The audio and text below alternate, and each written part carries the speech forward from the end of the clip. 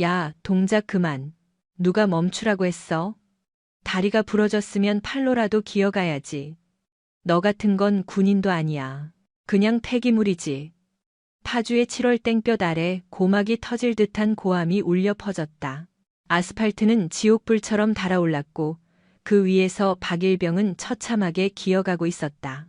앳된 얼굴의 박일병은 고통에 일그러져 있었고 그의 오른쪽 다리를 감싼 하얀 깁스는 흙투성이가 되어 더러워진 지 오래였다. 아지랑이가 피어오르는 연병장은 그야말로 생지옥이나 다름없었다. 박일병은 목발조차 지탱할 힘이 없어 완전 군장을 한 채 거친 숨을 내쉬며 손톱으로 뜨거운 아스팔트를 긁어대고 있었다.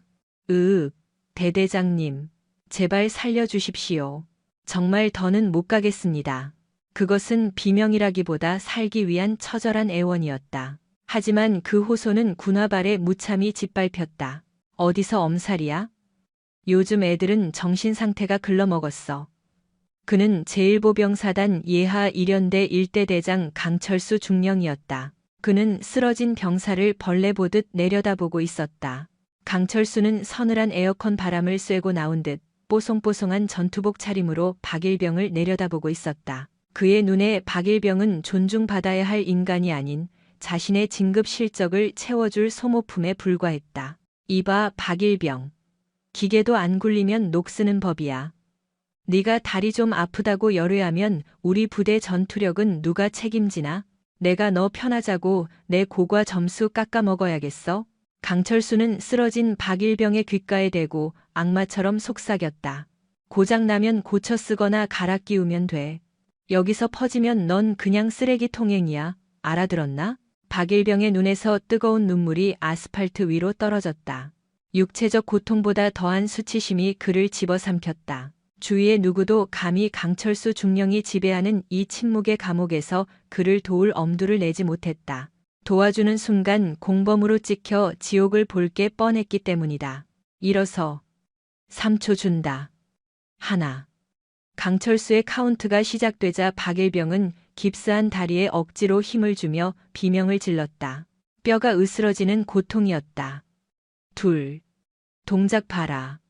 쌤뱅이야, 너희 부모님한테 전화해서 아들이 꾀병 부리는 고문관이라고 일러 바칠까? 부모님 이야기는 박일병의 가슴을 후벼 팠다. 그것은 그를 억지로라도 움직이게 만드는 잔인한 채찍질이었다. 부모님에게 걱정을 끼칠 수 없다는 생각에 박일병은 짐승 같은 울음소리를 내며 비틀비틀 몸을 일으켰다. 바로 그때 연병장으로 검은색 세단 한 대가 흙먼지를 날리며 미끄러져 들어왔다. 차는 박일병과 강철수의 지척에 멈춰섰다. 강철수는 미간을 찌푸렸다. 상급 부대의 방문 통보는 없었기 때문이다. 어떤 놈이 감히 내 교육 시간을 방해해 하는 표정으로 노려보는데 뒷좌석 문이 열렸다. 광이 번쩍이는 전투화가 먼저 땅을 밟았고 곧이어 날카로운 인상의 여군 장교가 내렸다. 어깨에는 무궁화 3개, 대령 계급장이 빛나고 있었다. 바로 신임 연대장 서지수 대령이었다. 30대 중반의 젊은 나이였지만 서지수의 눈빛은 만년설처럼 차가웠다. 그녀는 차문도 닫지 않고 성큼성큼 다가왔다. 그녀의 시선은 강철수가 아닌 피투성이가 된 채 서 있는 박일병의 다리에 꽂혀 있었다. 강철수는 당황하며 급히 경례했다. 충성. 1대 대장 중령 강철수입니다. 연대장님 오신다는 연락을 못 받았습니다만. 그러나 서지수는 그를 투명인간 취급하며 박일병 코앞에 멈췄다. 땀과 흙으로 범벅이 된 박일병의 얼굴을 올려다보던 서지수의 눈매가 매섭게 변했다. 쉬어. 짧은 명령에도 박일병이 강철수의 눈치를 보며 떨자 서지수는 인상을 찌푸렸다. 그녀는 망설임 없이 박일병의 군장끈을 거칠게 잡아챘다. 707 특수임무단 시절 단련된 악력으로 순식간에 군장의 결속을 풀어버렸다. 쿵 하고 육중한 군장이 떨어지자 비틀거리는 박일병을 단단히 부축한 그녀가 천천히 고개를 돌려 강철수를 노려보았다. 그녀의 눈동자에서 서늘한 살기가 피어올랐다. 강중령, 자네 눈에는 지금 이 아이가 군인으로 보이나? 아니면 내 장난감으로 보이나? 서지수의 낮지만 서슬퍼런 일갈이 연병장에 울려 퍼졌다. 강철수는 당황한 기색을 숨기려 과장된 미소를 지어 보였다. 연 대장님, 현장 사정을 잘 모르셔서 오해하신 것 같습니다. 이건 엄연히 군기 확립과 정신 무장을 위한 훈련입니다. 박일병이 녀석이 꾀병을 부리며 훈련에서 빠지려 하기에. 꾀병? 서지수가 차갑게 강철수의 말을 잘랐다. 그녀의 시선이 박일병의 다리에 고정되었다. 꾀병 부리는 병사한테 깁스를 채워주나? 딱 봐도 단순 염좌가 아니라 골절이야. 그것도 아주 심각한. 아, 그건 의무대 놈들이 과잉 진료를 한 겁니다. 닥쳐. 서지수의 입에서 터져 나온 말은 점잖은 훈계가 아니었다. 적의 심장을 찌르는 비수 같은 일갈이었다. 강철수의 얼굴이 수치심으로 벌겋게 달아올랐다. 부하들 앞에서 당한 망신이었다. 과잉 진료? 내가 707 특임대 시절에 뼈 좀 부러져 봐서 아는데 저 틈으로 보이는 시퍼런 멍자국 안 보여? 저건 정강이 뼈가 아예 박살 난 거야. 그런데 완전 군장 뺑뺑이를 돌려? 서지수는 박일병을 부축하던 손을 떼고 강철수에게 성큼 다가갔다. 강철수가 키는 더 컸지만 뿜어져 나오는 살기에 짓눌려 뒷걸음질 칠 뻔했다. 서지수는 강철수의 명찰을 쏘아보다가 그의 눈을 정면으로 노려봤다. 중령 강철수. 자네가 아까 뭐라고 짓거렸지? 부품이 고장나면 갈아 끼우면 그만이라고? 강철수는 입술을 질끈 깨물었다. 그 말을 들켰다는 게 당혹스러웠지만 그는 고집을 꺾지 않았다. 그는 자신의 신념이 옳다고 믿는 작자였다. 연 대장님, 표현이 거칠었을 순 있습니다. 하지만 군대는 전쟁 집단입니다. 부품 하나가 오작동하면 시스템 전체가 망가집니다. 병사를 오냐오냐 키우면 전쟁터에서 누가 싸웁니까? 저는 지휘관으로서 부대의 전투력을 보존해야 할 책임이 있습니다. 서지수는 어이가 없다는 듯 헛웃음을 터뜨렸다. 전투력? 시스템? 서지수가 고개를 까딱였다. 내 눈엔 지금 시스템을 박살내고 있는 건 멀쩡한 자식을 데려다 병신으로 만들고 있는 강철수 자네 같은 지휘관이야. 말씀이 너무 심하십니다. 심해? 아직 본론은 꺼내지도 않았어. 서지수는 뒤에 대기하던 전속 부관을 손짓으로 호출했다. 부관. 당장 앰뷸런스 불러서 박일병 후송해. 그리고 진료 기록, 엑스레이 원본까지 싹 다 긁어서 내 집무실로 가져오라고 해. 하나라도 빠뜨리면 의무대장 목도 같이 날아갈 거라고 전해. 옙, 알겠습니다. 부관이 급히 무전기를 잡았다. 강철수의 눈동자가 불안하게 흔들렸다. 의무 기록을 턴다는 건 옷 벗길 각오를 했다는 뜻이었다. 연 대장님, 이건 명백한 월권입니다. 예하 대대장의 지휘권에 대한 과도한 침해라고요. 침해? 서지수가 강철수의 코앞까지 얼굴을 들이밀며 으르렁거렸다. 난 이 연대의 모든 병사와 장비에 대한 총책임자야. 내 새끼가 내 허락도 없이 망가지는 걸 막는 게 월권이라면 난 오늘부터 월권이 아니라 직권 남용이라도 서슴지 않을 생각이야. 그녀는 싸늘하게 얼어붙은 연병장을 천천히 둘러보았다. 훈련받던 병사들이 겁에 질린 채 힐끔거리고 있었다. 그들의 눈동자는 도살장에 끌려온 짐승처럼 공포와 체념으로 죽어 있었다. 서지수는 가슴 한구석이 욱신거렸다. 그것은 끓어오르는 분노이자 지휘관으로서 느끼는 뼈저린 죄책감이었다. 서지수는 다시 강철수를 노려보며 못을 박았다. 그리고 정정하지. 병사는 소모품이 아니야. 자네가 그토록 달고 싶어 안달난 그깟 별보다 저 박일병의 다리 한쪽이 조국에는 훨씬 더 소중한 자산이야. 그녀는 주머니에서 손수건을 꺼내 박일병의 흑투성이 얼굴을 조심스럽게 닦아주었다. 갑작스러운 손길에 박일병이 화들짝 놀라 몸을 움츠렸다. 그 처참한 반응이 서지수의 가슴을 후벼 팠다. 얼마나 시달렸으면 손길만 닿아도 저렇게 떠는 걸까. 미안하다. 내가 너무 늦게 왔어. 서지수의 목소리는 강철수를 대할 때와는 전혀 다른 온기를 품고 있었다. 박일병의 눈시울이 붉어졌다. 지휘관에게서 듣는 난생 처음의 사과였다. 가서 치료받아. 그리고 오늘 일은 절대 내 잘못이 아니다. 알겠나? 이병 박도훈. 알겠습니다. 의무대 앰뷸런스가 흙먼지를 일으키며 달려왔다.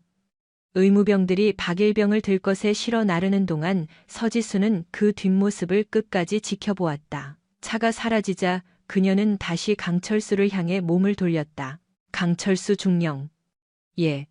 강철수의 대답에는 이제 도끼가 서려 있었다. 내 집무실 가기 전에 자네 행정반부터 털어야겠어. 자네가 그 전투력 유지라는 미명하에 애들을 얼마나 훌륭하게 갈아 마셨는지 내 눈으로 직접 확인해야겠으니까. 마음대로 하십시오. 저는 규정을 어긴 적 없습니다. 모든 건 야전 교범대로 했을 뿐입니다. 강철수는 끝까지 뻔뻔하게 고개를 쳐들었다.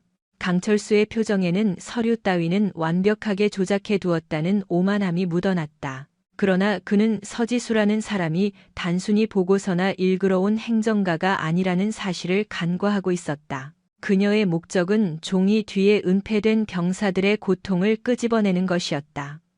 서지수는 대꾸하는 대신 싸늘한 비웃음을 흘렸다. 그래? 자네가 얼마나 완벽하게 지옥도를 그려놨는지 직접 확인해 보도록 하지. 그녀가 거침없이 본부 건물을 향해 발걸음을 뗐다. 강철수는 입술을 깨물며 그 뒤를 쫓았다. 연병장의 거친 모래바람이 두 사람 사이를 갈라놓듯 휘몰아쳤다. 보이지 않는 전쟁의 서막이 올랐다. 포성은 울리지 않았으나 이 싸움은 그 어떤 교전보다도 숨막히고 잔인하게 전개될 것이 분명했다. 본부 현관 유리문에 비친 서지수의 눈빛은 먹잇감의 목덜미를 노리는 맹수의 그것처럼 번뜩였다. 그녀는 주저없이 문을 박차고 들어갔다. 전 병력 현 시간부로 생활관에서 대기한다. 간부들은 전원 퇴근 통제하고 즉시 회의실로 집결해. 서지수의 서리빨 같은 호령이 복도의 정막을 찢었다. 그날 밤 부대에는 폭풍전야의 긴장감이 감돌기 시작했다. 대대장실 문을 열자마자 소름 돋을 정도의 냉기가 덮쳐왔다. 바깥 세상은 35도를 넘나드는 찜통 더위였으나 강철수의 집무실은 딴 세상처럼 시원했다. 천장형 에어컨이 윙윙거리며 쉴 새 없이 한기를 뿜어내고 있었기 때문이다. 고급 소파 가죽 냄새와 인공적인 방향제 향이 섞인 쾌적함. 서지수는 문턱에 서서 그 이질적인 공기를 혐오스럽다는 듯 들이켰다. 방금 전 연병장에서 피투성이가 된 채 쓰러져 있던 박일병의 비릿한 피냄새, 그리고 흙내음과는 너무나도 극명하게 대비되는 안락함이었다. 그녀는 무거운 발걸음으로 강철수의 책상 앞까지 다가갔다. 책상 한편에는 무사고 365일 달성이라 새겨진 금빛 기념패가 번들거리고 있었다. 강철수는 짐짓 여유를 가장하며 자신의 가죽 의자에 몸을 파묻었다. 그는 책상 위에 놓인 두꺼운 결제판을 손가락으로 두드리며 거드름을 피웠다. 연대장님, 보시는 바와 같이 저희 대대는 완벽 그 자체입니다. 전투력 측정 1위, 훈련평가 최우수. 게다가 지난 1년간 단 한 건의 안전사고도 없었습니다. 이 데이터들이야말로 제 지휘 통솔력이 얼마나 뛰어난지 증명하는 지표 아닙니까? 서지수는 대꾸 없이 서류철을 집어들었다. 병영생활 상담 일지라는 라벨이 붙은 두툼한 파일이었다. 그녀가 첫 장을 넘기자 빽빽한 텍스트가 눈에 들어왔다. 이병 박도훈, 가정 형편 원만, 교우 관계 양호, 부대 적응도 최상 특이사항 없음. 상병 이진수, 선우임 관계 좋음. 훈련 태도 성실, 고민 없음. 병장 한승민, 진로 고민 없음, 부대 만족도 매우 높음. 수백 명에 달하는 병사들의 상담 내용이 마치 짠 듯이 토시 하나 틀리지 않고 똑같았다. 마치 복사기에서 막 뽑아낸 듯 천편일률적인 답변들의 향연이었다. 고민 없음. 만족함. 잘 지내고 있음. 그 어떤 갈등도 불만도 존재하지 않는 그야말로 종이 위에 세워진 유토피아였다. 서지수는 파일을 덮는 대신 집요하게 페이지를 넘겼다. 차각거리는 종이 넘기는 소리만이 적막한 방안을 가득 채웠다. 강철수는 그 규칙적인 소음이 거슬리는지 미간을 좁히며 찻잔을 입으로 가져갔다. 글씨체가 전부 한 사람 것이군. 서지수가 툭 내뱉은 한마디에 강철수는 찻잔을 거칠게 내려놓았다. 예? 아, 그건 행정병이 상담 내용을 취합해서 타이핑한 거라 그렇습니다. 내용도 복사판이야. 혈기왕성한 장정 500명이 모여 사는데 코 골아서 시끄럽다는 놈 하나 없고 애인이랑 헤어져서 중내 사내하는 놈이 단 한 명도 없다고? 내 부대원들은 단체로 해탈이라도 했나 보지? 서지수는 들고 있던 파일을 책상 위에 내동댕이 쳤다. 쿵 하는 소리와 함께 서류철이 미끄러지듯 날아가 강철수의 코앞에서 멈췄다. 이건 상담 일지가 아니야. 자네 입맛에 맞게 조작된 판타지 소설이지. 소설이라니 말씀이 지나치십니다. 애들이 만족하며 지내는 걸 억지로 불만이 있다고 날조할 수는 없지 않습니까? 이 모든 게 제가 대원들을 내 가족처럼 아끼고 지도한 덕분입니다. 강철수의 입가에 뻔뻔하기 그지없는 미소가 스쳐 지나갔다. 그는 확신하고 있었다. 서류상으로는 완벽하며 병사들의 입단속만 철저히 하면 이 종이 쪼가리들이 곧 법이자 진실이 된다는 것을. 서지수는 그런 강철수의 눈을 피하지 않고 똑바로 응시했다. 707 특임대 시절 사선을 넘나들며 익힌 그녀의 직감이 강하게 경고하고 있었다. 강철수는 단순한 무능력자가 아니었다. 자신의 안위를 위해서라면 타인의 고통쯤은 철저히 짓밟고 조작할 수 있는 아주 교활하고 지능적인 소시오패스였다. 가족이라. 서지수는 비릿한 냉소를 지으며 입꼬리를 비틀었다. 자네는 가족다리가 부러졌는데 완전 군장으로 뺑뺑이를 돌리나? 자네 새끼가 학교에서 다쳐왔는데 선생이 엄살 부리지 말라고 구타하면 참된 교육자라고 박수라도 쳐줄 건가 보지? 군대랑 학교를 비교하시면 곤란합니다. 여기는 유사시 적의 목을 따야 하는 살인 병기들을 키우는 곳이란 말입니다. 강철수가 자리를 박차고 일어나며 고래고래 소리를 질렀다. 그의 목에 굵은 핏대가 솟아올랐다. 전사는 강한 훈련으로 만들어지는 거지 학대로 쥐어짠다고 나오는 게 아니야. 그리고 적의 목을 따기 전에 자네가 부하들 목을 먼저 조르고 있다는 생각은 안 드나? 서지수는 더 들을 가치도 없다는 듯 몸을 돌려 문 쪽으로 성큼성큼 걸어갔다. 따라 나와. 현장 확인하러 간다. 지금 말입니까? 곧 점호 시간입니다만. 병사들의 개인 정비 시간이라 막사는 어수선함으로 가득 차 있었다. 강철수는 당혹감을 감추지 못한 채 앞을 가로막으려 들었으나 서지수는 그를 투명 인간 취급하며 거침없이 문을 열어젖혔다. 복도에 대기 중이던 당직 사령과 간부들이 소스라치게 놀라며 급히 차렷 자세를 취했다. 일중대 생활관부터 확인한다. 안내해. 서지수의 서리빨 같은 명령에 당직 사령은 난처한 표정으로 슬쩍 강철수를 쳐다보았다. 강철수는 입술을 질끈 깨물며 고개를 끄덕였다. 생활관 내부 통제만큼은 완벽하게 해두었다고 자부하고 있었기 때문이다. 복도를 지나 생활관 구역으로 들어서는 순간 공기의 질이 확연히 달라졌다. 대대장실의 쾌적함은 온데간데 없고 숨이 턱 막히는 열기와 퀴퀴한 땀 냄새가 코를 찔러왔다. 복도 창문은 모두 굳게 닫혀 있었고 환풍기는 멈춰 있었다. 서지수는 망설임 없이 일중대 일생활관 문을 활짝 열었다. 충성. 중대 차렷. 생활관 안에 있던 20여 명의 병사들이 마치 용수철이 튕겨나가듯 침상 끝선에 정렬했다. 그들의 동작에는 군기라기보다는 살기 위한 처절한 본능이 배어 있었다. 서지수는 생활관 안으로 들어서며 미간을 찌푸렸다. 실내 온도가 바깥보다 더 덥게 느껴질 지경이었다. 천장의 선풍기는 네 대중 단 한 대만이 힘겹게 돌아가고 있었고 벽걸이 에어컨은 전원 코드가 아예 뽑혀 덜렁거렸다. 병사들의 이마와 목덜미에는 땀방울이 송골송골 맺혀 있었고 전투복 상의는 땀에 푹 젖어 등에 달라붙어 있었다. 왜 냉방기를 가동하지 않지? 서지수가 날카롭게 당직 사관을 보며 물었다. 그것이 에너지 절약 지침에 따라 일과 시간 이후에는 가동을 제한하고 있습니다. 당직 사관이 강철수의 눈치를 보며 기어들어가듯 대답했다. 에너지 절약이라. 대대장실은 냉동고 수준이던데 병사들 생활관을 불가마로 만드는 게 이 부대의 절약 지침인가? 서지수는 성큼성큼 걸어가 에어컨 전원 코드를 집어들었다. 바로 그때 콘센트 구멍이 막혀 있는 것이 눈에 들어왔다. 투명 테이프를 겹겹이 붙인 뒤 그 위에 사용 금지라는 견출지가 붙어 있었고 그 아래에는 깨알 같은 글씨로 서명이 박혀 있었다. 대대장 강철수. 서지수는 기가 차다는 듯 헛웃음을 흘렸다.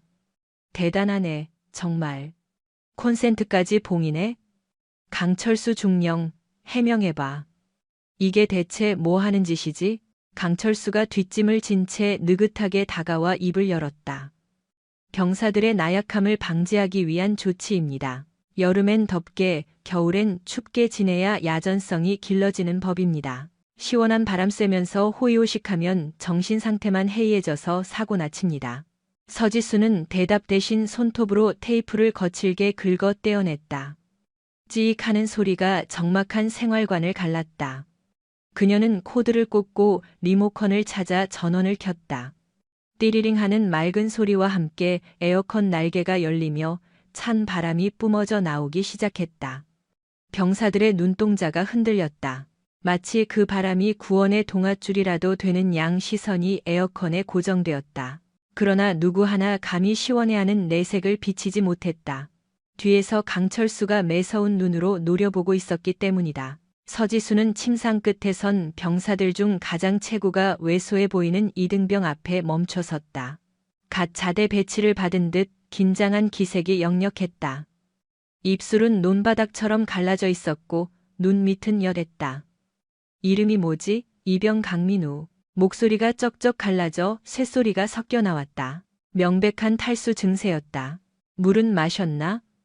예, 마셨습니다. 언제? 아침 식사 시간에 마셨습니다. 서지수의 눈썹이 꿈틀거렸다. 지금 시각은 저녁 7시가 넘어가고 있었다. 아침 이후로 물 한 모금 마시지 않았다는 게 말이나 되는가. 이 폭염 속에 거짓말하지 마. 아침 이후로 물을 안 마셨다는 게 말이 되나? 정수기가 고장이라도 났어? 강이병은 대답하지 못하고 입술만 달싹였다. 그의 불안한 시선이 강철수 쪽을 향했다가 바닥으로 떨어졌다. 서지수는 고개를 돌려 복도 끝 정수기를 노려봤다. 정수기 옆에는 붉은 경고문이 붙어 있었다. 수통 외 개인컵 사용 금지. 식수 보급은 식사 시간 외 불어. 물 낭비 시 개인 정비 시간 박탈. 주먹이 절로 꽉 쥐어졌다. 이건 훈육이 아니었다. 기본적인 생존권을 볼모로 잡은 고문이었다. 물 마시는 것조차 통제해 병사들을 심리적으로 굴복시키려는 악랄한 수법이었다. 강중령. 식사 시간 외에는 물도 못 마시게 하나? 물 마시러 왔다 갔다 하며 산만하게 구는 꼴을 볼 수 없어서입니다. 훈련 때는 물 없이도 버텨야 하는데 평소에 물통 끼고 사는 버릇들이면 실전에서 어떻게 버티겠습니까? 실전 야전 교범 어디에 탈수 증세 올 때까지 물 먹이지 말라는 내용이 있어. 미군도 작전 중에 카멜백 메고 다니며 수시로 수분 섭취해. 자네는 현대전의 기본도 모르나? 서지수는 강이병의 어깨를 잡았다. 군복 너머로 느껴지는 몸이 불덩이 같았다. 열사병 직전이었다. 당직사관. 당장 냉장고에서 시원한 물 가져와 전 중대원 다 마시게 해. 연대장님. 냉장고에는 간부들 음료수밖에 없습니다. 병사들은 냉장고 사용이 금지되어 있어서. 지금 장난해? 서지수의 고함 소리에 생활관 유리창이 징하고 울렸다. 내 말이 말 같지 않아? 간부 휴게실에 처박아둔 음료수 다 꺼내와. 서지수의 불호령에 당직 사관은 기겁하며 행정반으로 내달렸다. 곧이어 생수와 이온 음료를 한아름 안고 간부들이 복귀했다. 서지수 연대장은 직접 캔 하나를 따서 강민우 이병의 손에 쥐어주었다. 마셔, 남기지 말고. 하지만 강이병의 손은 덜덜 떨렸다. 목구멍이 타들어갈 것 같았지만 강철수 중령의 서늘한 눈빛이 그를 쓰라매고 있었기 때문이다. 지금 물을 마시면 연대장이 사라진 뒤 닥쳐올 지옥을 그는 너무나 잘 알고 있었다. 괜찮습니다. 목마르지 않습니다. 강희병이 울음을 삼키며 거부하자 서지수의 표정이 일그러졌다. 생존 본능마저 짓밟힌 참혹한 현장이었다. 서지수는 강희병의 캔을 빼앗아 강철수에게 성큼 다가갔다. 이봐 강철수 중령. 자네 눈엔 이게 군인으로 보이나? 지휘관에게 절대 복종하는 모습입니다. 아주 훌륭하지 않습니까? 이건 복종이 아니라 사육당한 짐승의 눈빛이야. 자네가 병사들을 어떻게 가스라이팅해서 망가뜨렸는지 아주 잘 알겠어. 서지수는 캔을 강철수의 전투복 주머니에 거칠게 꽂아 넣었다. 똑똑히 들어. 지금부터 이 부대의 모든 엉터리 내규는 폐기한다. 화장실, 식수, 개인정비, 전부 육군 규정대로 원상복구해. 내일 아침까지 네가 만든 쓰레기 같은 규칙이 하나라도 보이면 그땐 군복 벗는 거로 끝나지 않을 거야. 그녀는 다시 병사들을 향해 섰다. 너희들 잘 들어라. 나는 신임 연대장 서지수 대령이다. 오늘부터 너희를 괴롭히는 그 어떤 부당한 지시도 따를 필요 없다. 내가 책임진다. 물 마시고 싶으면 마시고 화장실 가라. 알겠나? 하지만 돌아오는 건 무거운 침묵뿐이었다. 지난 1년간 강철수에게 대들었던 선임들이 어떻게 파멸했는지 모두가 목격했기 때문이다. 서지수는 침묵의 의미를 깨달았다. 말 몇 마디로 해결될 공포가 아니었다. 그때 생활관 구석에 서 있던 병장 정민수의 눈빛이 서지수와 마주쳤다. 흔들리는 눈동자. 무언가 호소하고 싶지만 입을 열면 죽는다는 공포. 서지수는 명찰을 확인했다. 병장 정민수. 정 병장 할 말 있나?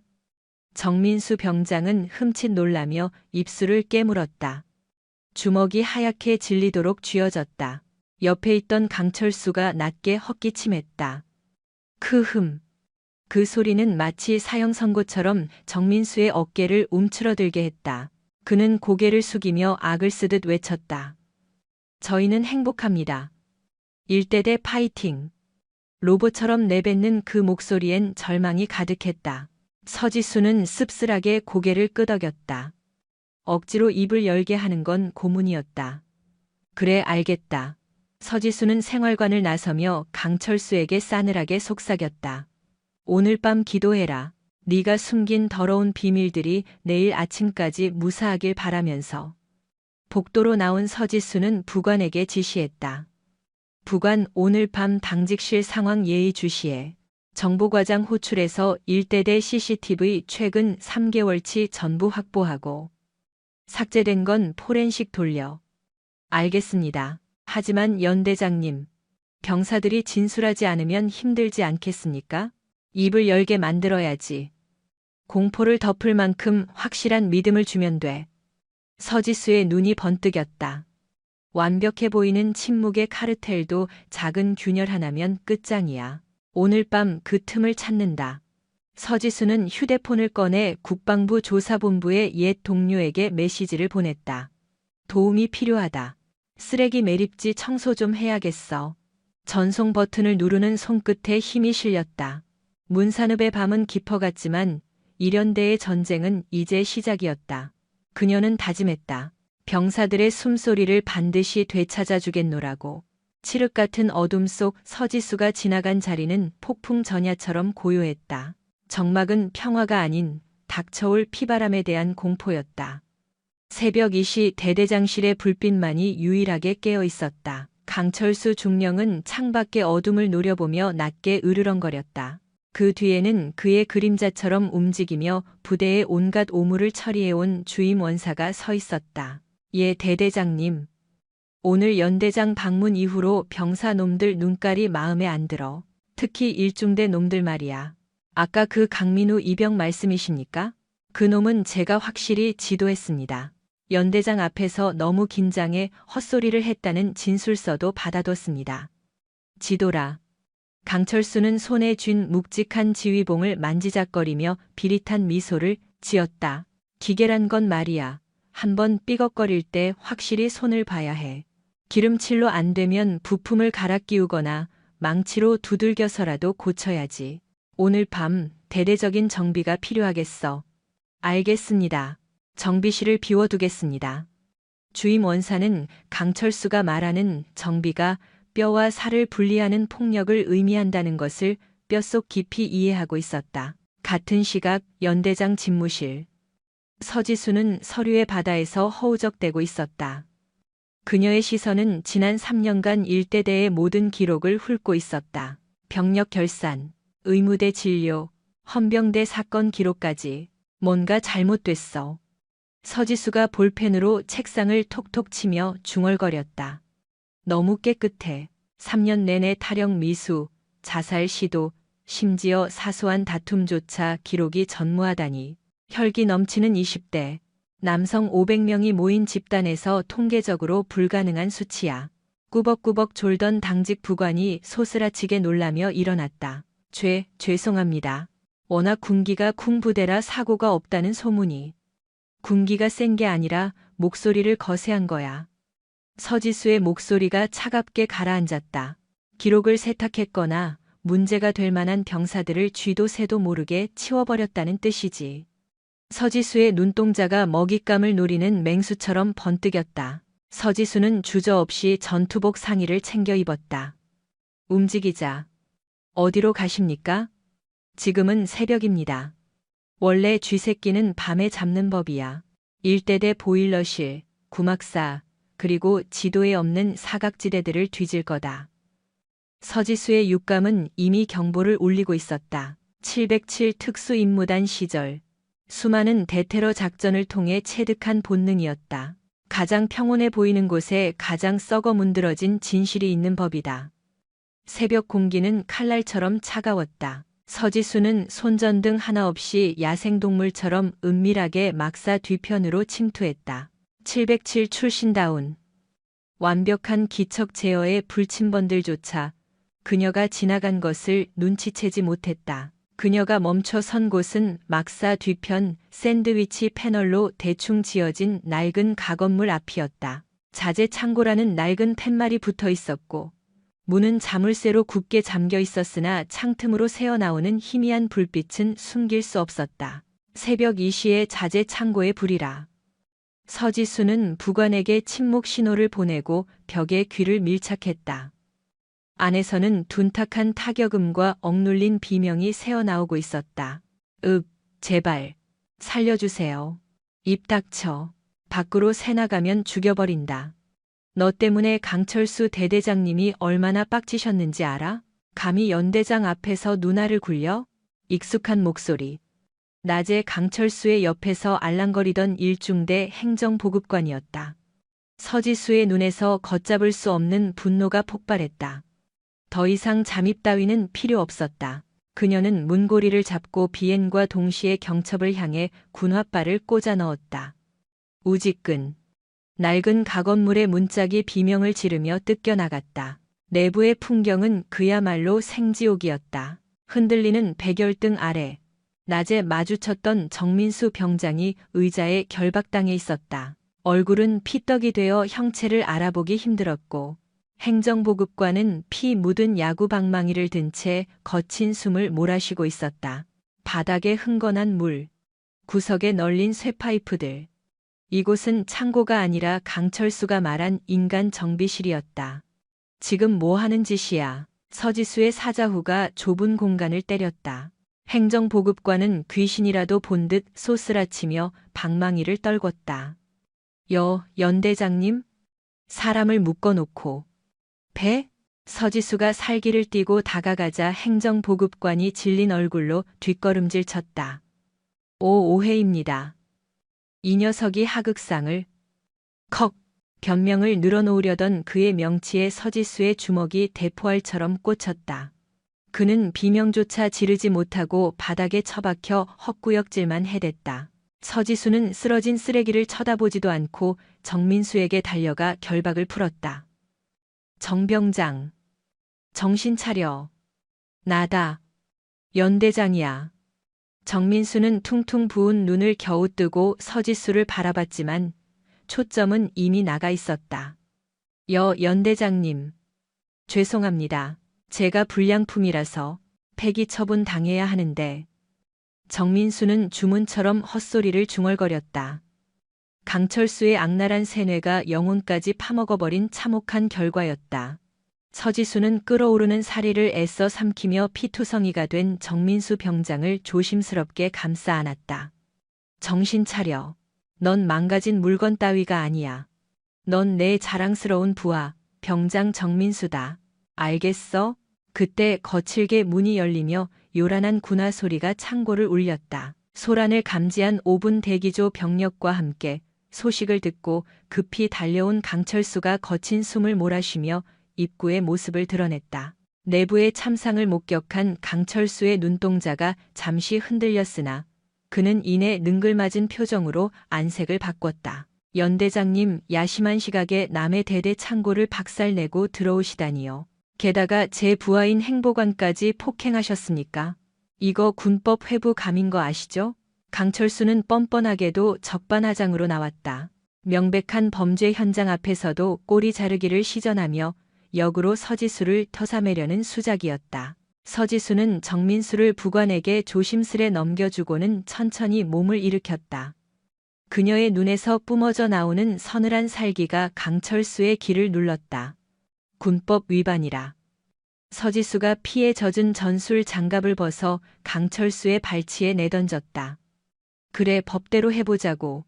야간에 병사를 납치해서 고문한 건 군법 이전의 형법상 특수 중범죄야. 그리고 그걸 지시한 지휘관은 교사범이자 공범이지. 지시라니요, 섭섭한 말씀입니다. 행보관이 의욕이 과해서 훈육하다 사고를 친 모양이군요. 유감입니다만 저와는 무관한 개인의 일탈입니다. 강철수는 가차없이 부하를 버리는 패를 썼다. 바닥에 쓰러진 행보관이 배신감에 치를 떨며 그를 올려다봤지만 강철수는 시선조차 주지 않았다. 개인의 일탈? 서지수가 품에서 소형 녹음기를 꺼내 들었다. 과연 그럴까? 내가 여기 들어오기 전부터 이 안의 상황을 전부 녹음하고 있었거든. 네 충직한 개가 짖더군. 강철수 대대장님이 손보라고 하셨다. 심기가 불편하시다. 이게 꼬리 자르기로 덮어질 것 같나? 강철수의 표정이 처음으로 무너져 내렸다. 하지만 그는 순순히 물러설 위인이 아니었다. 녹음 파일 따위가 증거가 될 것 같습니까? 그리고 연대장님, 여긴 제 부대입니다. 당장 꺼지시죠. 강철수가 눈짓을 보내자 뒤에 서 있던 5분 대기조 병사들이 주춤거리며 총구를 들어 올리기 시작했다. 명백한 하극상의 순간이었다. 총 내려? 서지수의 목소리가 낮고 위엄있게 깔렸다. 그녀는 병사들을 질책하기보다 안타까운 눈으로 바라보았다. 너희의 전우가 피 흘리고 있다. 저런 쓰레기 같은 인간을 지키겠다고 함께 뒹굴던 전우에게 총을 겨눌 셈인가? 병사들의 총구가 심하게 흔들렸다. 그들도 창고 안에 비명이 누구의 것인지 무슨 일이 벌어졌는지 짐작하고 있었기 때문이다. 나는 연대장 서지수다. 현 시간부로 대대장 강철수의 모든 지휘권을 박탈한다. 5분 대기조, 강철수와 행보관을 즉시 체포해. 이건 연대장의 직권 명령이다. 숨 막히는 정적이 흘렀다. 병사들은 공포의 대상인 강철수와 낯선 구원자 서지수 사이에서 갈등했다. 그때 부관에게 기대어 있던 정민수 병장이 피를 토하듯 외쳤다. 야, 이 새끼들아. 나야. 나 정민수라고. 니들 선임이 죽어가는데 보고만 있을 거야? 언제까지 저 악마 밑에서 개새끼처럼 기어 다닐 거냐고. 그 처절한 절규가 기폭제가 되었다. 5분 대기조 분대장이 결단을 내린 듯 총을 메고 달려들었다. 죄송합니다, 대대장님. 아니, 강철수 씨. 명령을 집행하겠습니다. 분대장을 필두로 병사들이 강철수를 덮쳤다. 강철수는 믿을 수 없다는 듯 뒷걸음질 쳤지만 퇴로는 없었다. 그가 부품처럼 취급하던 병사들이 각성하여 그를 덮쳤다. 이건 반란이야. 니들 다 영창 보내버릴 거야. 이거 안 놔? 강철수가 발버둥 쳤지만 분노한 병사들의 완력을 당해낼 순 없었다. 바닥에 처박힌 그를 내려다보며 서지수가 차갑게 말했다. 반란이 아니야. 혁명이지. 서지수는 정민수에게 다가갔다. 고맙다, 정민수 병장. 용기 내줘서. 정민수는 억눌려왔던 서름과 해방감에 펑펑 눈물을 쏟아냈다. 하지만 상황은 아직 종료되지 않았다. 제압당한 강철수가 비릿한 웃음을 흘리며 독서를 내뱉었다. 서지수 연대장님, 저를 체포한다고 끝날 것 같습니까? 제가 육군 본부에 깔아둔 라인이 얼마나 많은지 모르시나 본데. 고작 녹음 파일 하나로 날 옷 벗기겠다고? 내일 아침이면 난 풀려나고 당신이 직권남용으로 불명예 전역하게 될 거야. 그의 말은 단순한 허세가 아니었다. 군대라는 조직의 폐쇄성 탓에 결정적인 한 방이 없다면 정치 싸움으로 번져 유야무야 될 공산이 컸다. 단순 폭행 사주만으로는 그를 사회적으로 매장하기 부족했다. 더 강력한 스모킹 건이 필요했다. 그때 정민수 병장이 떨리는 손으로 서지수의 전투복 자락을 붙잡았다. 연대장님, 있습니다. 증거. 강철수가 진짜 살인마라는 증거. 놈이 사람을 죽이고 은폐한 증거가 제 관물대에. 강철수의 얼굴이 순식간에 시체처럼 하얗게 질렸다. 닥쳐, 그 입 다물란 말이야. 말하면 죽여버릴 거야. 네 가족까지 싹 다. 발악하는 강철수의 입을 서지수가 군화발로 지시겨 막아버렸다. 아가리 닥쳐.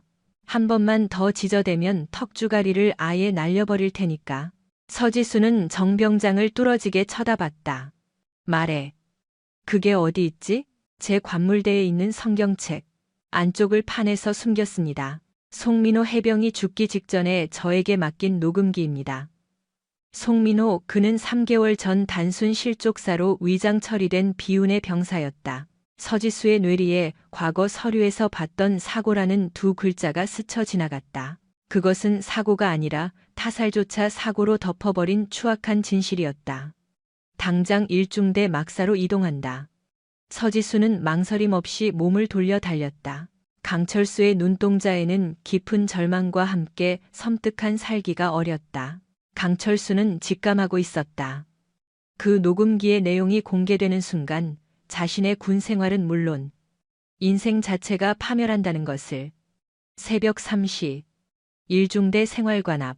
서지수는 폭풍우처럼 복도를 질주해 거침없이 문을 박차고 들어갔다.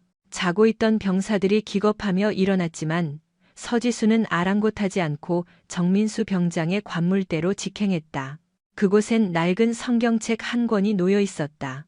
겉보기엔 평범했지만 책을 집어든 서지수의 손끝은 그 안에 담긴 진실의 무게를 감지했다.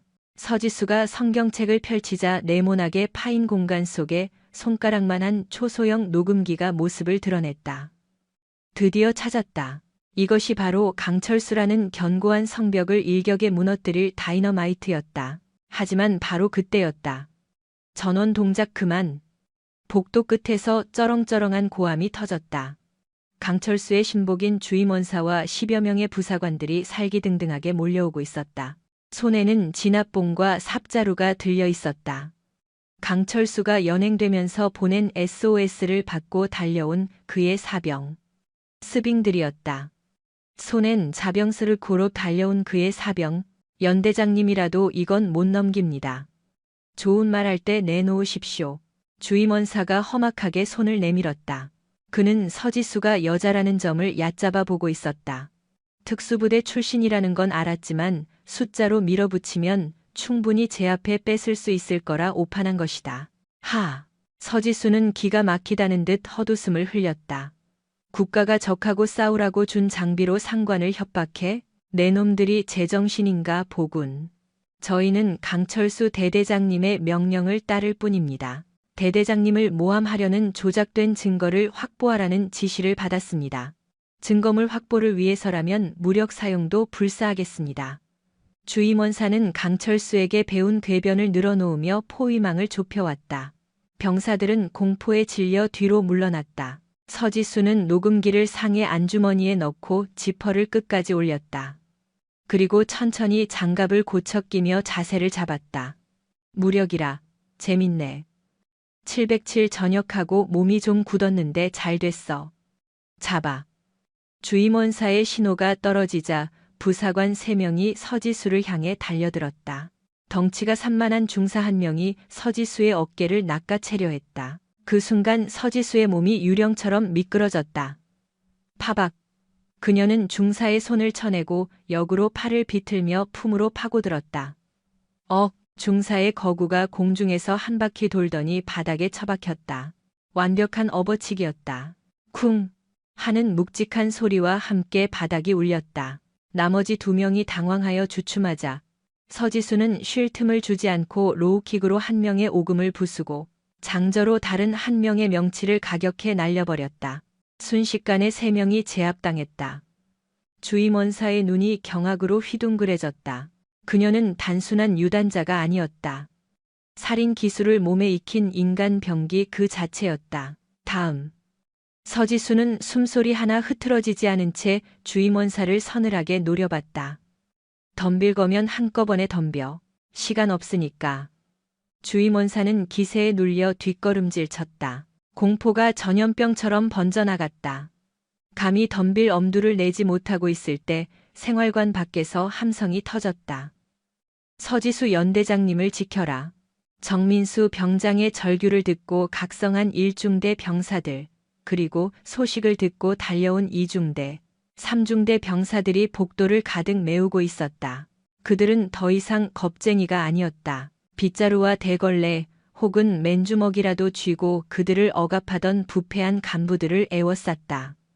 너희들 뭐 하는 짓이야? 이건 하극상이다.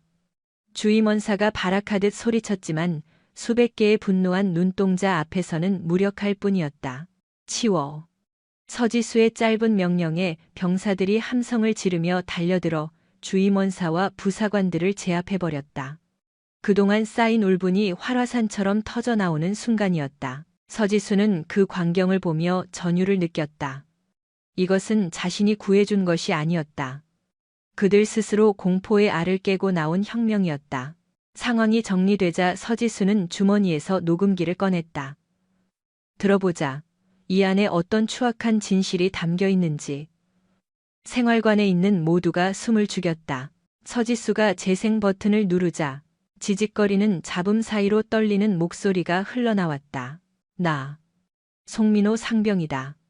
오늘 대대장실에 불려갔다. 다친 다리로 훈련을 못 받겠다고 했더니 강철수 대대장이 나를 구타했다.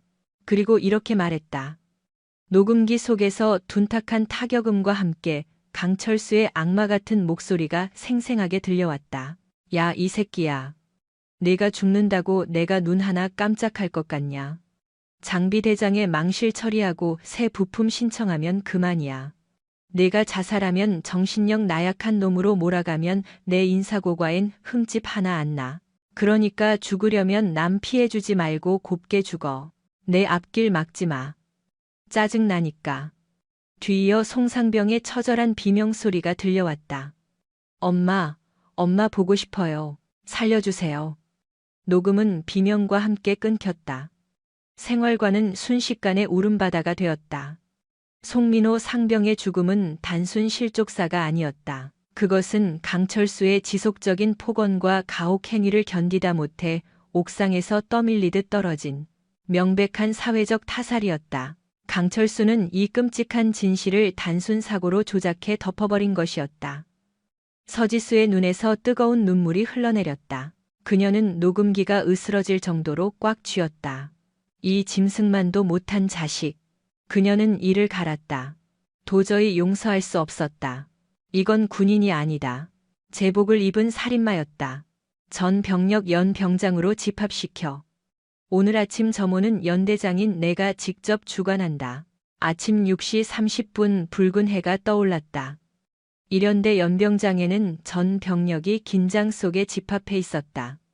단상 위에는 포승줄에 꽁꽁 묶인 강철수와 주임원사, 그리고 그에게 동조하던 부사관들이 무릎을 꿇고 있었다. 강철수는 여전히 뻣뻣하게 고개를 쳐들고 있었다. 이게 무슨 짓이야? 조작된 녹음이라고. 감히 연대장이 대대장을 이렇게 취급해? 내가 군사법원에 제소하면 넌 옷 벗어야 해. 그는 끝까지 악을 쓰고 있었다. 서지수는 마이크를 잡고 단상 앞으로 나섰다. 그녀의 뒤로 대형 스피커가 위압적으로 서 있었다. 일연대 장병 여러분, 오늘 우리는 감추고 싶었던 부끄러운 진실과 마주했습니다.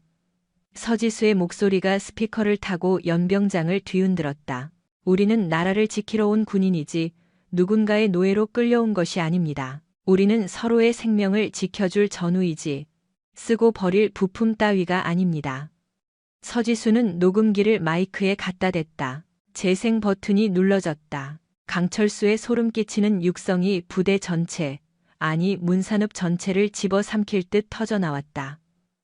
내가 죽으면 장비 대장에 망실 처리하고 새 부품 신청하면 그만이야. 강철수의 얼굴이 순식간에 창백하게 질렸다. 연병장에 모인 천여 명의 병사들이 웅성거리기 시작했다. 분노의 파도가 일렁였다. 저 개새끼가 송상병님을 죽인 거야. 저놈 죽여버려. 병사들의 분노 섞인 고함이 터져나왔다. 강철수는 그제야 사태의 심각성을 깨달았다. 자신이 쌓아 올린 거대한 거짓의 탑이 모래성처럼 무너져 내리고 있었다. 서지수는 손을 들어 흥분한 병사들을 진정시켰다.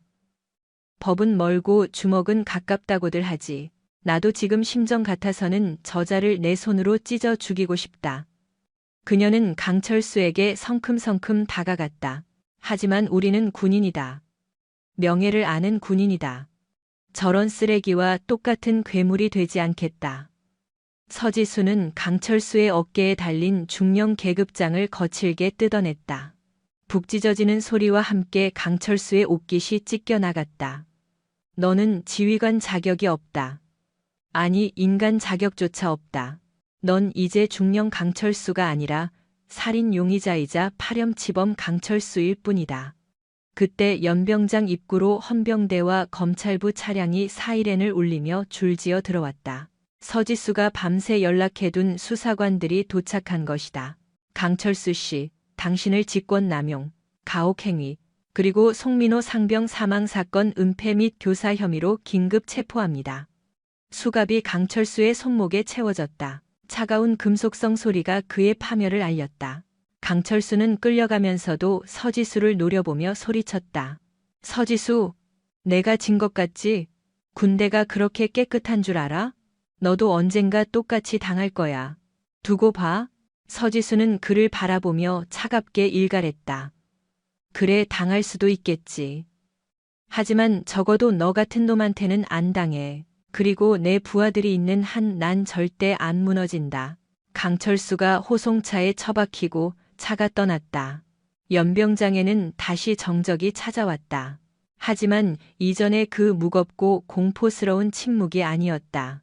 폭풍이 지나간 뒤에 맑고 투명한 고요함이었다.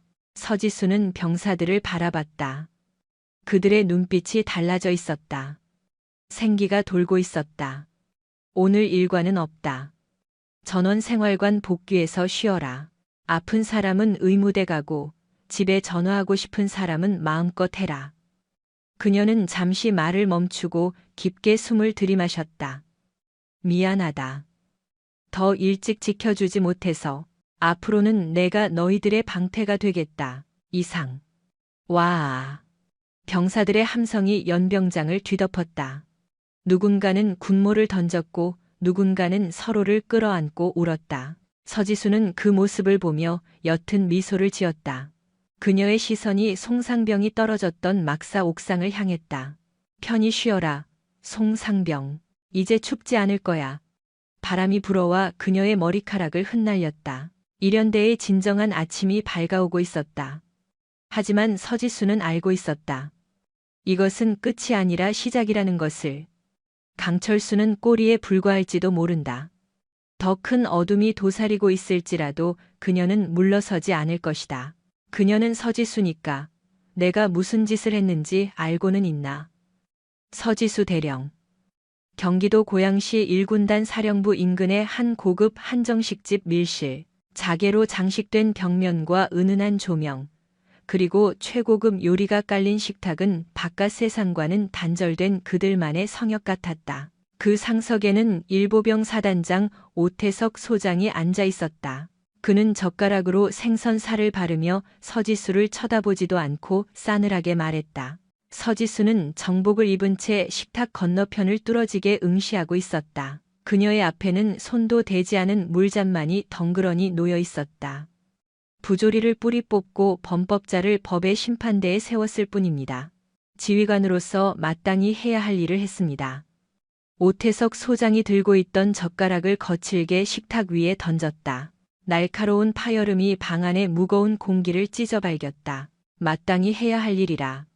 그는 입가에 묻은 기름기를 냅킨으로 닦아내며 느릿하게 고개를 들었다.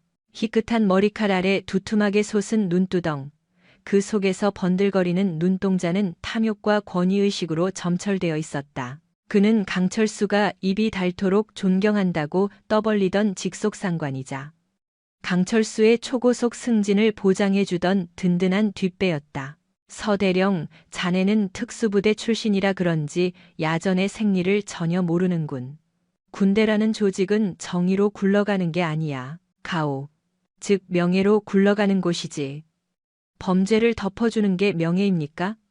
입 닥쳐. 오태석이 찻잔을 바닥에 내동댕이 칠듯이 고함을 질렀다. 찻잔이 흔들리며 뜨거운 물이 식탁보 위로 쏟아졌다. 강철수가 선을 넘었다는 건 나도 인정해. 하지만 굳이 연병장 방송으로 까발리고 헌병대를 불러서 개망신을 줘야 했나? 그건 강철수 하나를 매장한 게 아니라 우리 일사단 전체의 얼굴에 먹칠을 한 거야. 하이에나 같은 기자놈들이 벌써 냄새 맡고 몰려들고 있어. 살인부대니 뭐니 기사를 써대는데 뒷감당은 누가 할 건가? 오태석의 억지 논리는 강철수의 그것과 판박이었다. 아니 훨씬 더 교묘하고 악랄했다. 그는 병사의 억울한 죽음보다 부대의 대외적 평판, 정확히 말하자면 자신의 진급가도에 스크래치가 나는 것을 참을 수 없어 했다. 서지수는 허벅지 위로 주먹을 꽉 쥐었다. 날선 정복 바지에 주름이 잡혔다. 사람이 죽었습니다, 사단장님. 이제 갓 20살 된 아이들이 지휘관의 폭력에 희생되었습니다. 진짜 부대의 명예는 그런 아이들을 지켜낼 때 비로소 생기는 겁니다. 오태석은 비웃듯 콧방귀를 뀌었다. 감성팔이 집어치워. 네가 그렇게 정의의 사도인 척 설치니까 밑에 놈들이 기고만장해지는 거야. 강철수가 구속된 뒤로 일연대 꼬라지가 말이 아니라더군. 병사들이 간부 알기를 우습게 알고 툭하면 소원 수리 쓴다고 협박한다며? 그것은 명백한 왜곡이었다. 강철수가 사라진 후 일연대는 오히려 빠르게 정상화되고 있었다. 병사들의 눈빛엔 생기가 돌았고 훈련 성과는 비약적으로 상승했다. 허나 오태석의 귀에는 진실된 보고가 들어가지 않는 듯했다. 아니, 애초에 듣고 싶지 않은 것이었다. 똑똑히 들어. 강철수는 내 라인이야. 내가 공들여 키운 신복이라고. 내가 놈을 내친 건 내 오른팔 하나를 잘라낸 거나 마찬가지야. 오태석이 상체를 앞으로 숙이며 서지수를 쏘아보았다. 이번 사태는 내가 어떻게든 덮겠지만 감히 내 심기를 건드린 대가는 톡톡히 치르게 될 거다. 앞으로 일연대는 숨쉬는 것조차 고통스럽게 만들어주지. 협박입니까? 충고야. 아니, 선전포고지. 별이 왜 위대한 줄 아나? 하늘에 떠 있어서가 아니야. 너 같은 피라미드를 밟아 으깰 수 있는 위치에 있어서 높은 거야. 오태석은 자리를 박차고 일어났다. 밥맛 떨어지게 하는군. 내일 아침 일연대 대상으로 특별 정밀 감찰이 시작될 거다. 털어서 먼지 안 나는 놈 없다는 말 알지? 강철수가 당한 것보다 몇 배는 더 처참하게 짓밟아 줄 테니 각오 단단히 해. 오태석이 거칠게 문을 열고 밀실을 나갔다.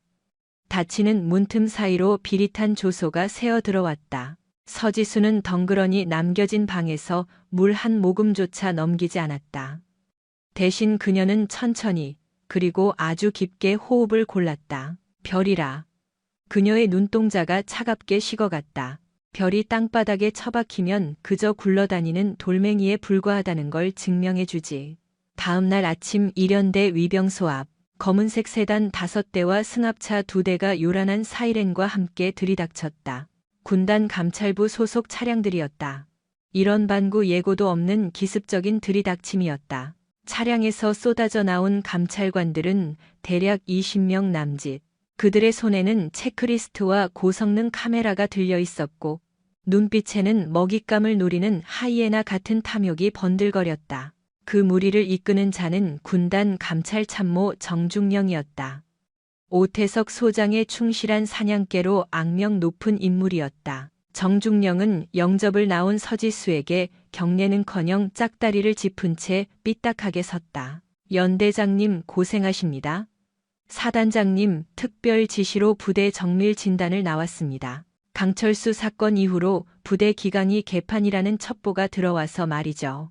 서지수는 그의 무례한 태도를 애써 무시하며 담담하게 응수했다. 규정대로 하십시오. 단, 훈련 중인 병사들의 일과에 지장을 주는 건 절대 용납 못합니다. 참나.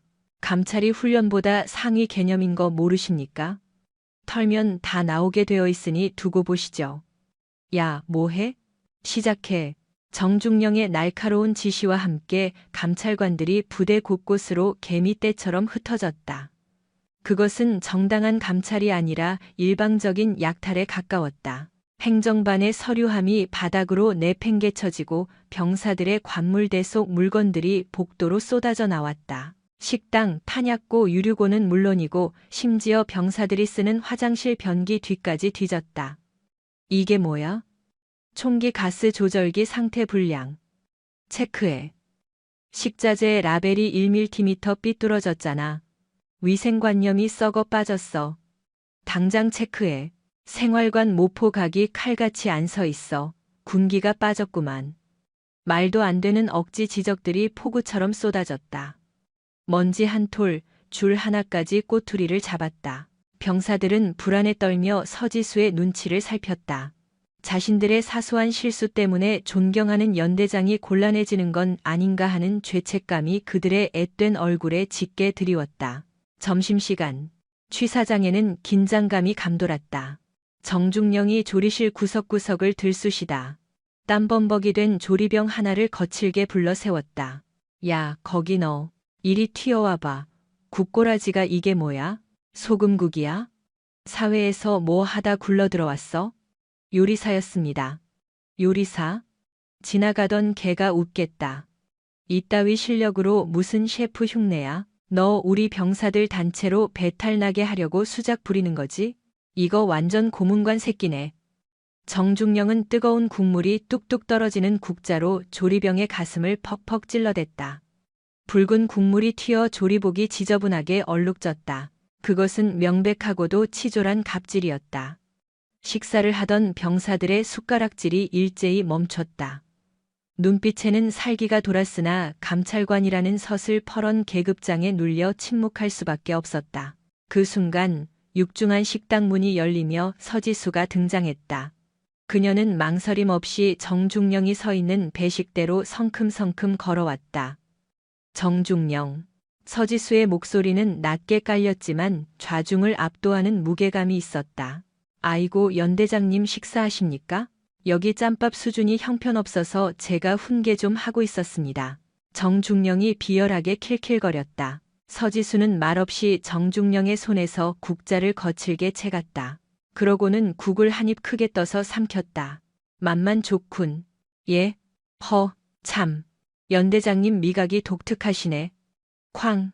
서지수가 들고 있던 국자를 스테인리스 배식통에 내리꽂자 고막을 찢는 듯한 굉음이 터져나왔다. 기세등등하던 정중령이 소스라치게 놀라 어깨를 움츠렸다. 내 새끼들이 새벽부터 고생해서 지은 밥이야. 내 혀가 잘못된 건지 인성이 파탄난 건지는 관심 없지만 신성한 밥상머리에서 행패 부리지 마. 뭡니까? 지금 감찰관에게 폭언하셨습니까? 이거 명백한 감찰 방해 및 모독죄입니다. 정중령이 얼굴을 붉히며 고래고래 소리를 질렀다. 감찰? 규정 위반 잡는 게 감찰이지 멀쩡한 밥트집 잡아서 병사들 자존심 짓밟는 게 감찰이냐? 서지수는 그에게 위협적으로 다가갔다. 뿜어져 나오는 살기에 정중령은 질린 듯 뒷걸음질 쳤다. 똑바로 새겨들어. 서류, 청소 상태 다 뒤져도 상관없어. 하지만 내 부하들 인격에 스크래치 내는 순간 그땐 감찰이고 나발이고 내 손에 끝장날 줄 알아. 아, 그리고 하나 더. 내 놈 때문에 조리복 버렸잖아. 세탁비 청구서 보낼 테니 입금해. 서지수는 품에서 손수건을 꺼내 조리병의 어깨를 정성스레 닦아주었다. 고생 많았다. 밥 아주 훌륭해. 기죽지 마. 감사합니다, 연대장님. 조리병의 눈가가 젖어들었다. 식당을 채운 병사들은 주먹을 불끈 쥐었다. 자신들의 방패가 되어주는 지휘관, 서지수를 향한 존경심이 부대원들의 가슴을 뜨겁게 달궜다. 반면 정중령은 분노를 사귀지 못한 채 씩씩거리며 식당을 빠져나갔다. 이 여자가 두고 보자. 아주 박살을 내주마. 오후가 되자 예상대로 감찰의 강도가 미친 듯이 높아졌다. 억지스러운 지적사항이 수백 건을 넘어섰고 간부들은 해명서 작성 지옥에 빠져 부대 업무가 마비될 지경이었다. 이것은 명백한 보복이자 서지수를 말려 죽이려는 치졸한 작전이었다. 서지수는 집무실 창가에 서서 연병장을 내려다보았다. 하이에나처럼 부대를 들쑤시는 감찰관들의 모습이 눈에 들어왔다. 방어만 해서는 승산이 없다. 오태석 소장은 멈추지 않을 인간이다. 내가 군복을 벗거나 이 연대가 가루가 될 때까지 물어뜯겠지. 서지수는 책상 서랍 깊은 곳 비밀 공간에서 낡은 폴더폰 하나를 꺼내들었다. 707 시절 비공식 작전 때 사용하던 추적 불가능한 대포폰이었다. 익숙한 번호를 누르자 신호음이 3번 울린 뒤 건조한 목소리가 흘러나왔다. 살아있었나, 독사. 그것은 서지수의 잊혀진 코드네임이었다. 정보 좀 줘. 1군단 1사단장 오태석. 그리고 그 뒤에 있는 사조직까지 싹 다. 오태석이라.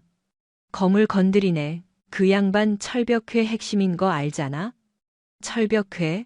육사 출신끼리 요직 돌려먹는 그 썩어빠진 사모임 말인가? 맞아. 군납비리, 인사청탁, 온갖 구린 짓은 다 도맡아 하는데 결속력이 워낙 좋아서 건드리는 놈마다 뼈도 못 추리고 매장당했지.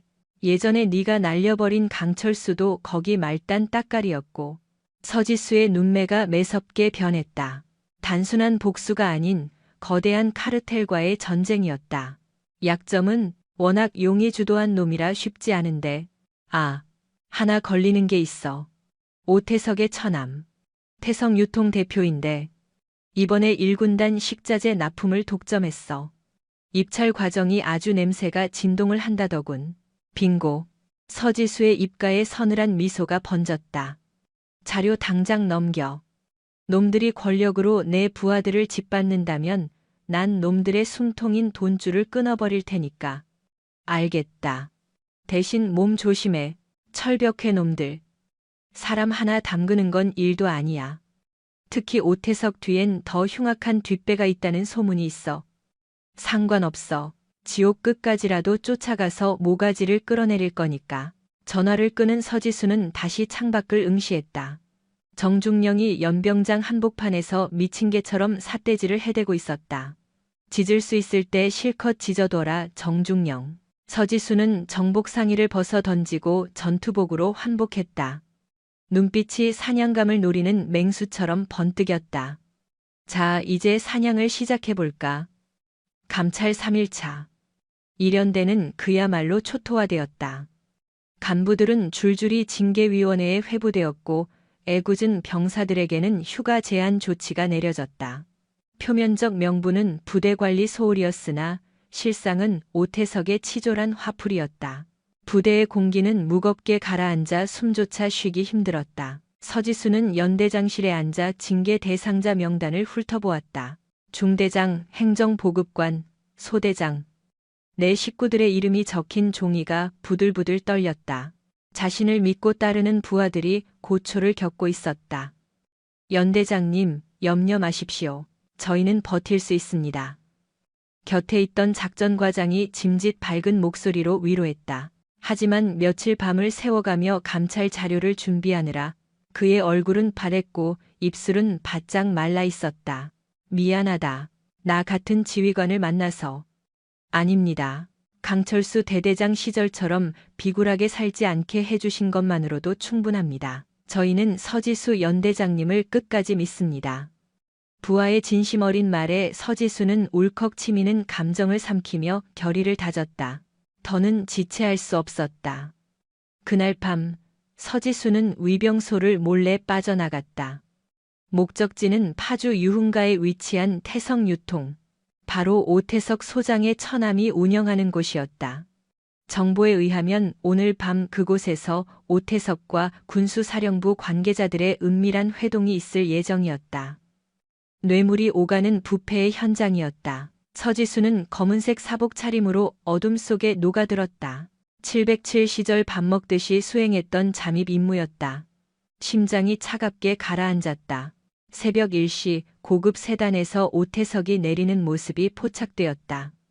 그는 주위를 살피더니 황급히 건물로 들어갔고 배 나온 처남이 그를 맞이했다. 서지수는 사각지대를 파고들어 그들의 뒤를 밟았다.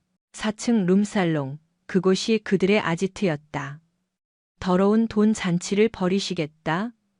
서지수는 비상계단을 타고 올라가 잠긴 문을 능숙하게 따냈다. 복도에는 조폭들이 진을 치고 있었다. 역시 태성유통은 깡패 조직과 한통속이었다. 전공법은 불가능했다. 놈들이 증거를 인멸할 시간을 주어선 안 됐다. 그녀는 라이터로 화재 감지기를 달구었다. 요란한 경보음이 울리자 복도는 순식간에 아수라장이 되었다. 뭐야? 불이야? 확인해. 당황한 덩치들이 우왕좌왕하는 틈을 타 서지수는 오태석이 들어간 VIP룸으로 침투했다. 방 안은 매캐한 담배 연기와 술 냄새로 가득했다. 테이블 위엔 5만 원권 현금 다발과 군납 관련 서류가 널려 있었다.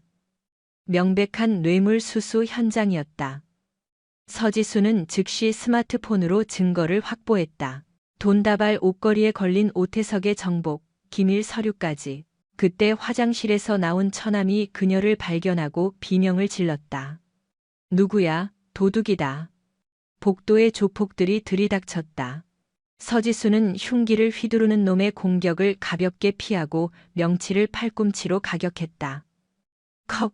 놈이 쓰러지자 뒤이어 칼을 든 놈이 달려들었다. 특수부대원 앞에서 칼이라니.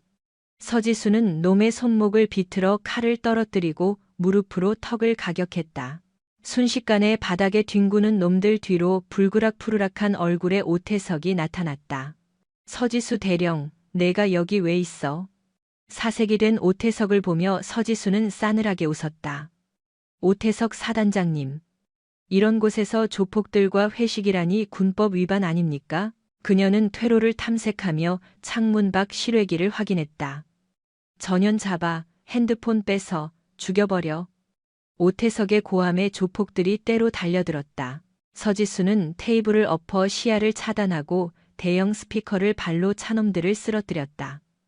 그리고 망설임 없이 창문을 깨고 몸을 날렸다. 뒤에서 오태석의 욕설이 들려왔지만 서지수는 배관을 타고 1층까지 단숨에 내려왔다. 손바닥이 찢어지는 고통은 아무것도 아니었다. 서지수는 주차된 자신의 차에 올라타 엑셀을 밟았다. 뒤따라오는 조폭들의 차는 707 출신의 드라이빙 실력을 당해낼 수 없었다. 완벽한 따돌림이었다. 서지수는 운전대를 잡은 손에 힘을 주었다. 손끝에서 짜릿한 전율이 흘렀다. 두려움 따위는 없었다. 오직 사냥감의 목덜미를 물어뜯었다는 희열만이 남았을 뿐이다. 이튿날 아침 일연대 연병장에는 팽팽한 긴장감이 감돌았다.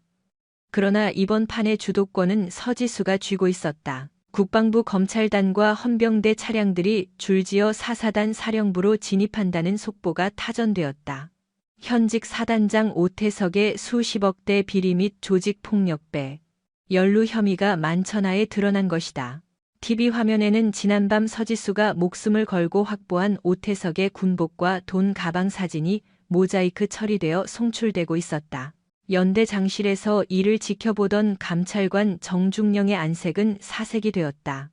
쉴 새 없이 울려대는 전화벨 소리조차 들리지 않는 듯했다. 오태석의 몰락은 곧 그를 따르던 자신의 파멸을 의미했기 때문이다. 그때 서지수가 당당하게 문을 열고 들어왔다.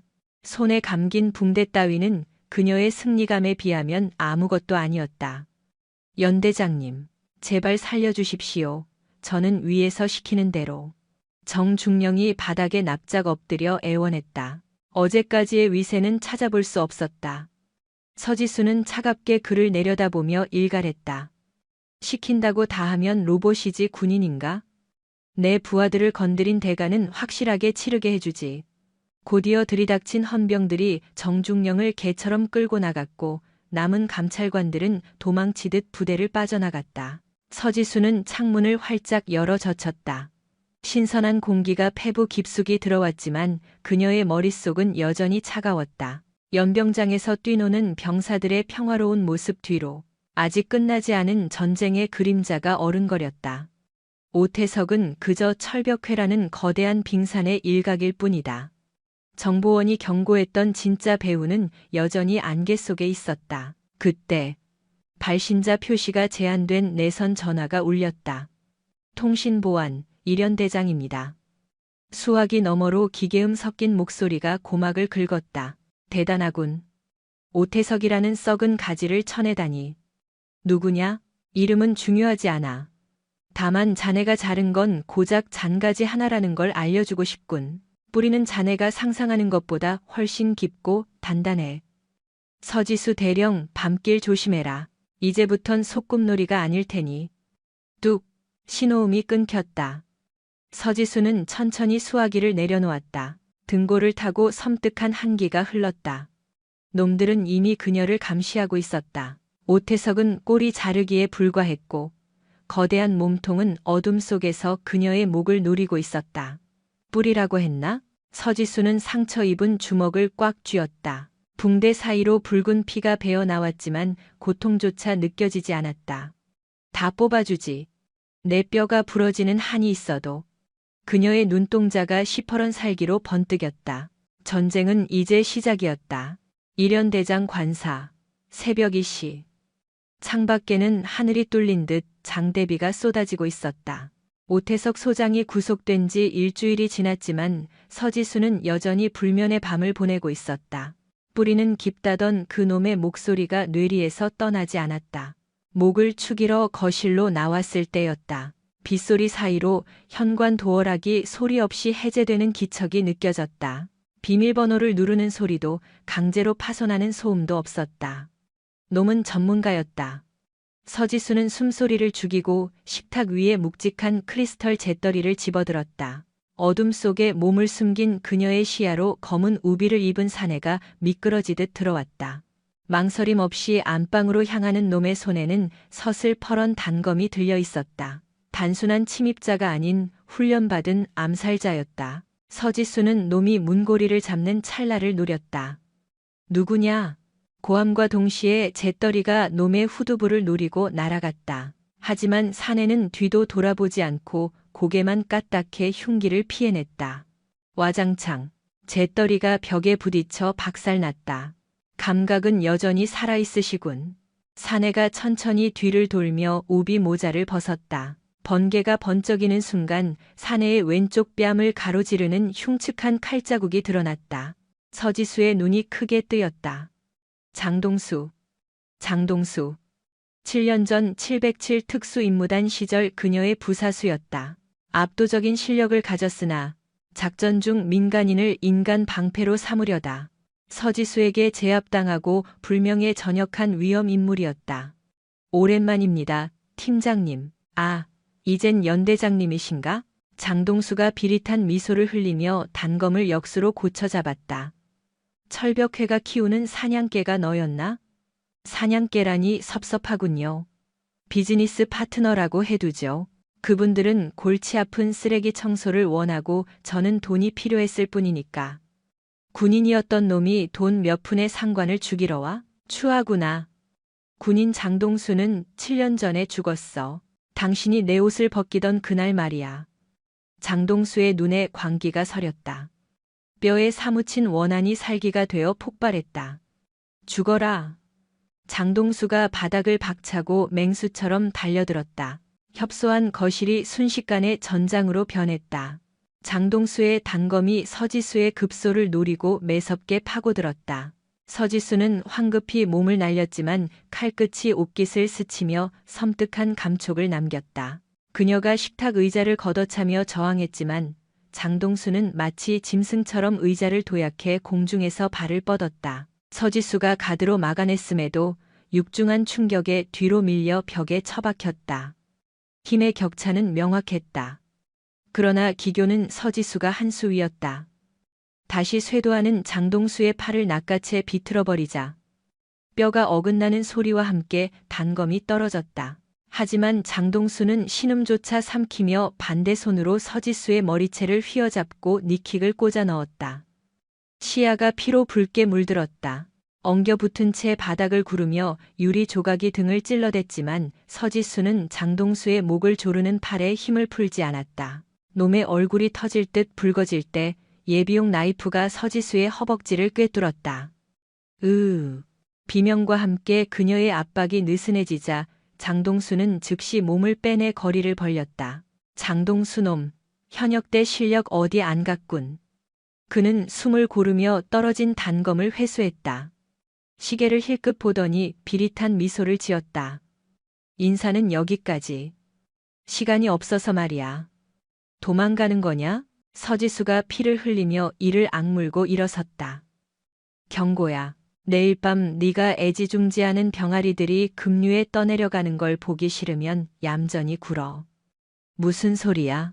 철벽해 분들은 널 죽이는 것보다 네가 무너지는 꼴을 보는 걸 더 즐기시거든.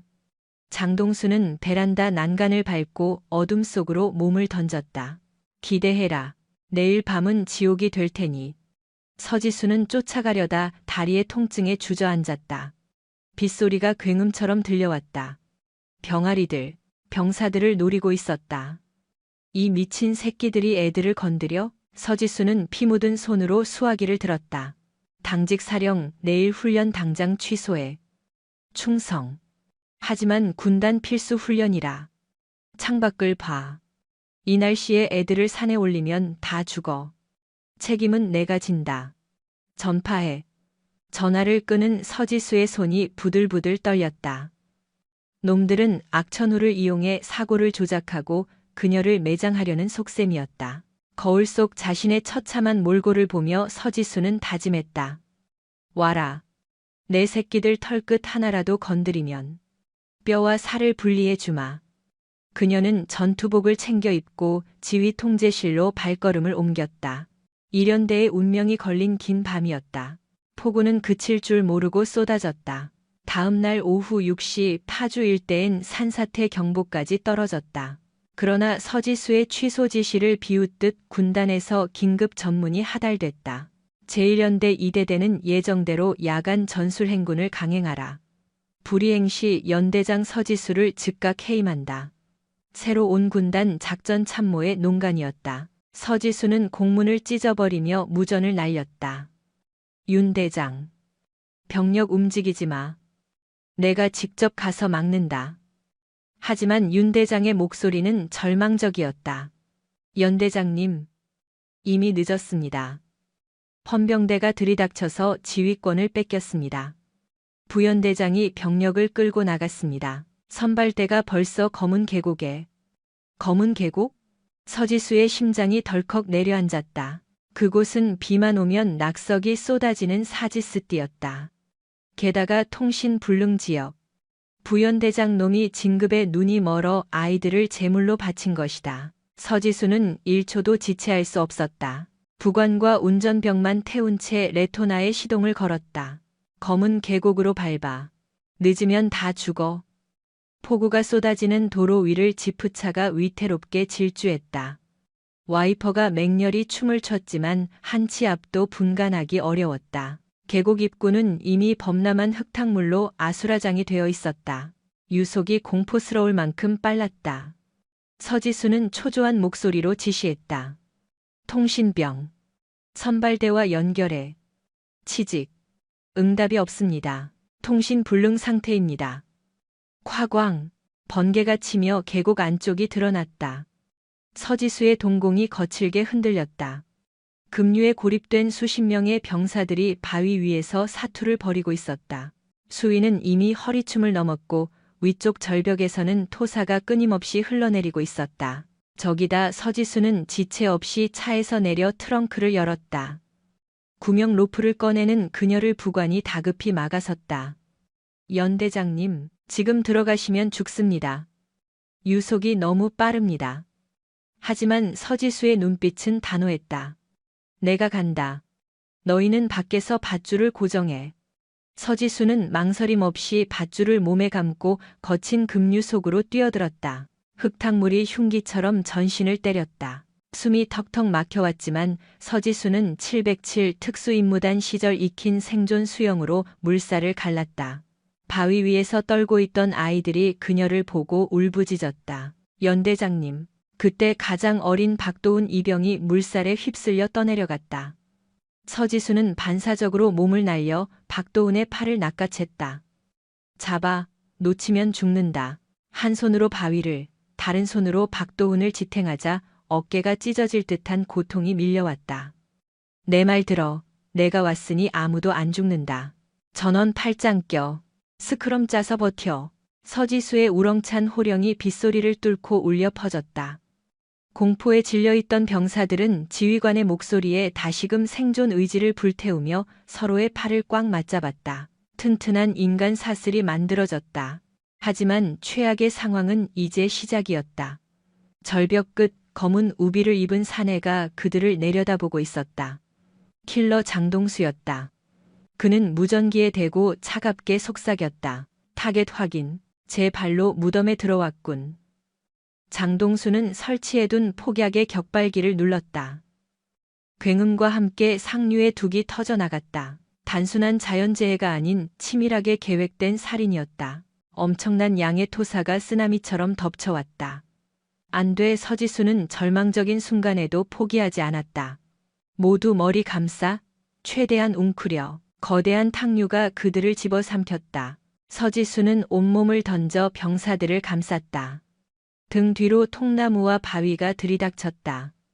뼈가 으스러지는 고통 속에서도 그녀는 비명조차 삼켰다. 자신이 무너지면 부하들이 죽는다. 파도가 지나간 뒤 기적적으로 그들은 살아있었다. 서지수의 등은 피투성이었다. 연 대장님, 괜찮으십니까? 병사들이 오열했다. 서지수는 피 섞인 침을 뱉으며 웃어 보였다. 안 죽는다고. 약속했잖아. 그녀는 고개를 들어 위를 쏘아봤다. 장동수가 경악한 표정으로 서 있었다. 서지수의 눈에서 살기가 뿜어져 나왔다. 그녀는 방수팩에서 조명탄 발사기를 꺼냈다. 구조 신호용이 아닌 적을 응징할 무기였다. 감히 내 새끼들을 건드려? 그녀는 장동수가 서 있는 젖은 집안을 향해 방아쇠를 당겼다. 피잉, 붉은 섬광이 어둠을 갈랐다. 조명탄은 장동수가 아닌 그가 밟고 있는 약한 집안에 장렬했다. 폭발과 함께 집안이 붕괴되었다. 어어. 장동수는 균형을 잃고 비틀거렸다. 흙더미와 함께 그가 계곡 아래로 추락했다. 그는 비명 한 번 제대로 지르지 못한 채 급류 속으로 사라졌다. 부관, 당겨, 어서. 서지수의 신호에 대기 중이던 병력이 밧줄을 끌어올리기 시작했다.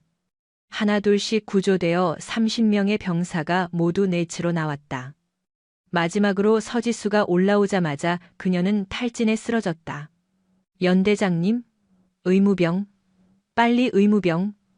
병사들이 울부짖으며 그녀를 에워쌌다. 빗물과 눈물이 섞여 그녀의 얼굴을 적셨다.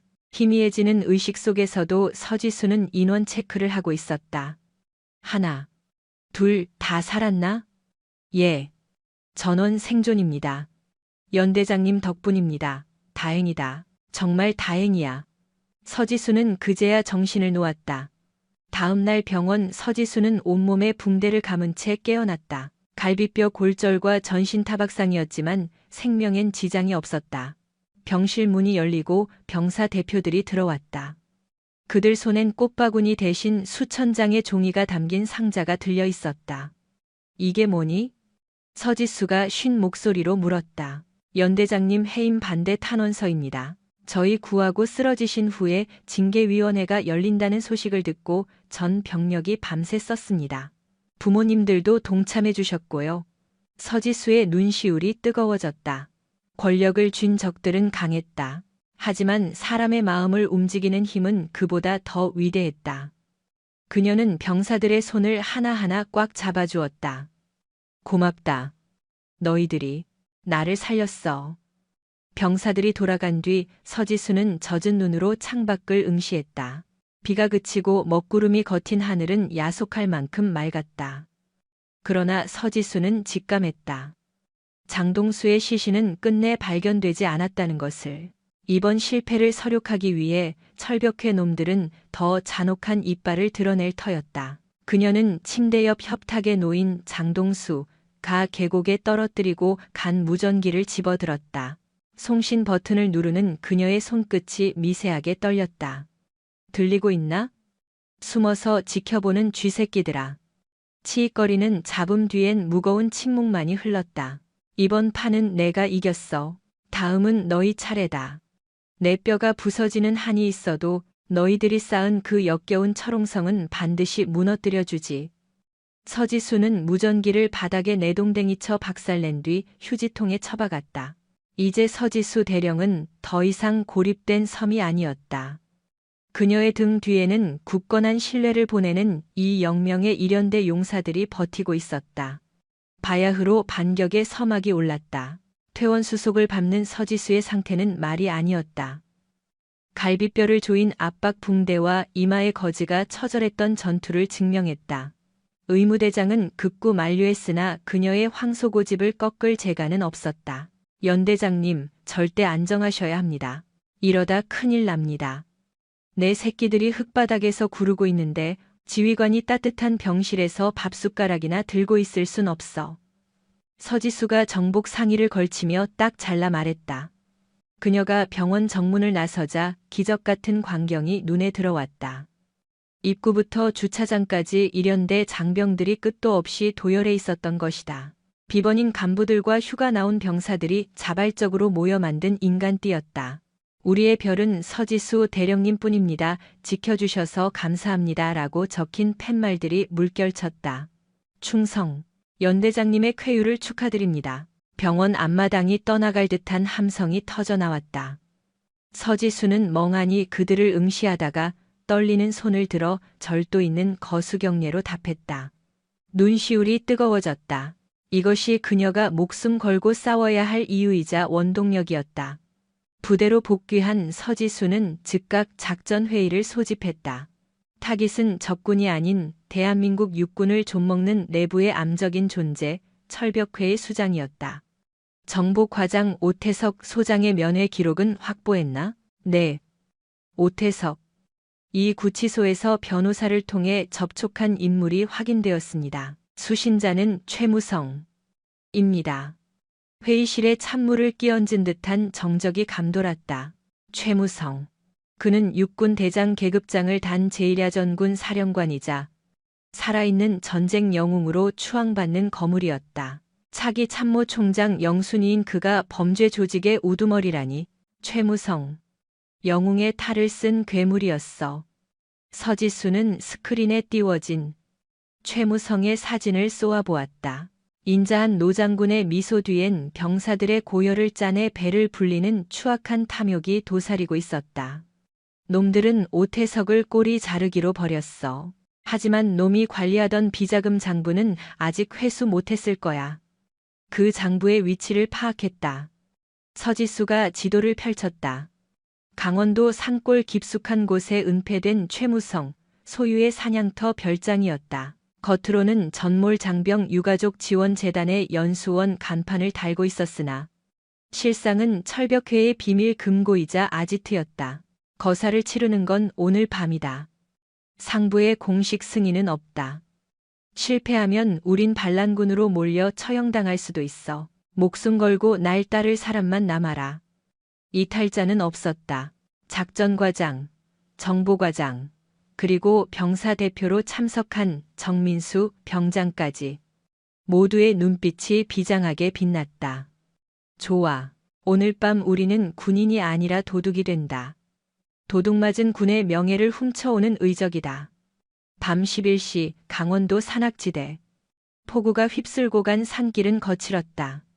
이 폭우가 강원도 산악지대 서지수와 선발대는 검은색 침투복 차림으로 별장 외곽에 당도했다.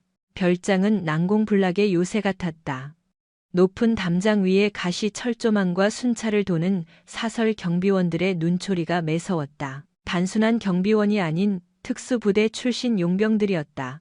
정병장, 드론 띄워서 열상 감지로 내부 병력 스캔해. 정민수 병장이 능숙하게 소형 정찰 드론을 이륙시켰다. 입대 전 공대생이었던 그의 손놀림은 프로급이었다. 건물 내부에 10명, 외곽에 6명 식별됩니다. 지하 1층 금고 추정구역에 육중한 철문이 있고 그 앞에 2명이 경계 중입니다. 예상대로 지하군. 서지수는 작전 과장에게 수신호를 보냈다. 양동 작전이다. 과장팀이 정문 쪽에서 소란을 피워 시선을 끄는 사이 내가 후문으로 침투해 지하로 내려간다. 알겠습니다. 연대장님, 부디 몸 조심하십시오. 아직 뼈도 다 안 붙으셨습니다. 걱정 마. 뼈는 부러져도 이빨은 살아있으니까 물어뜯을 순 있어. 작전과장 팀이 정문숲에서 연막탄을 터뜨렸다. 펑 퍼버벙. 뭐야? 습격이다. 경비원들이 정문 쪽으로 우르르 몰려갔다. 그 틈을 타. 서지수는 담장을 훌쩍 넘었다. 707시절 밥 먹듯이 했던 침투 기술이었다.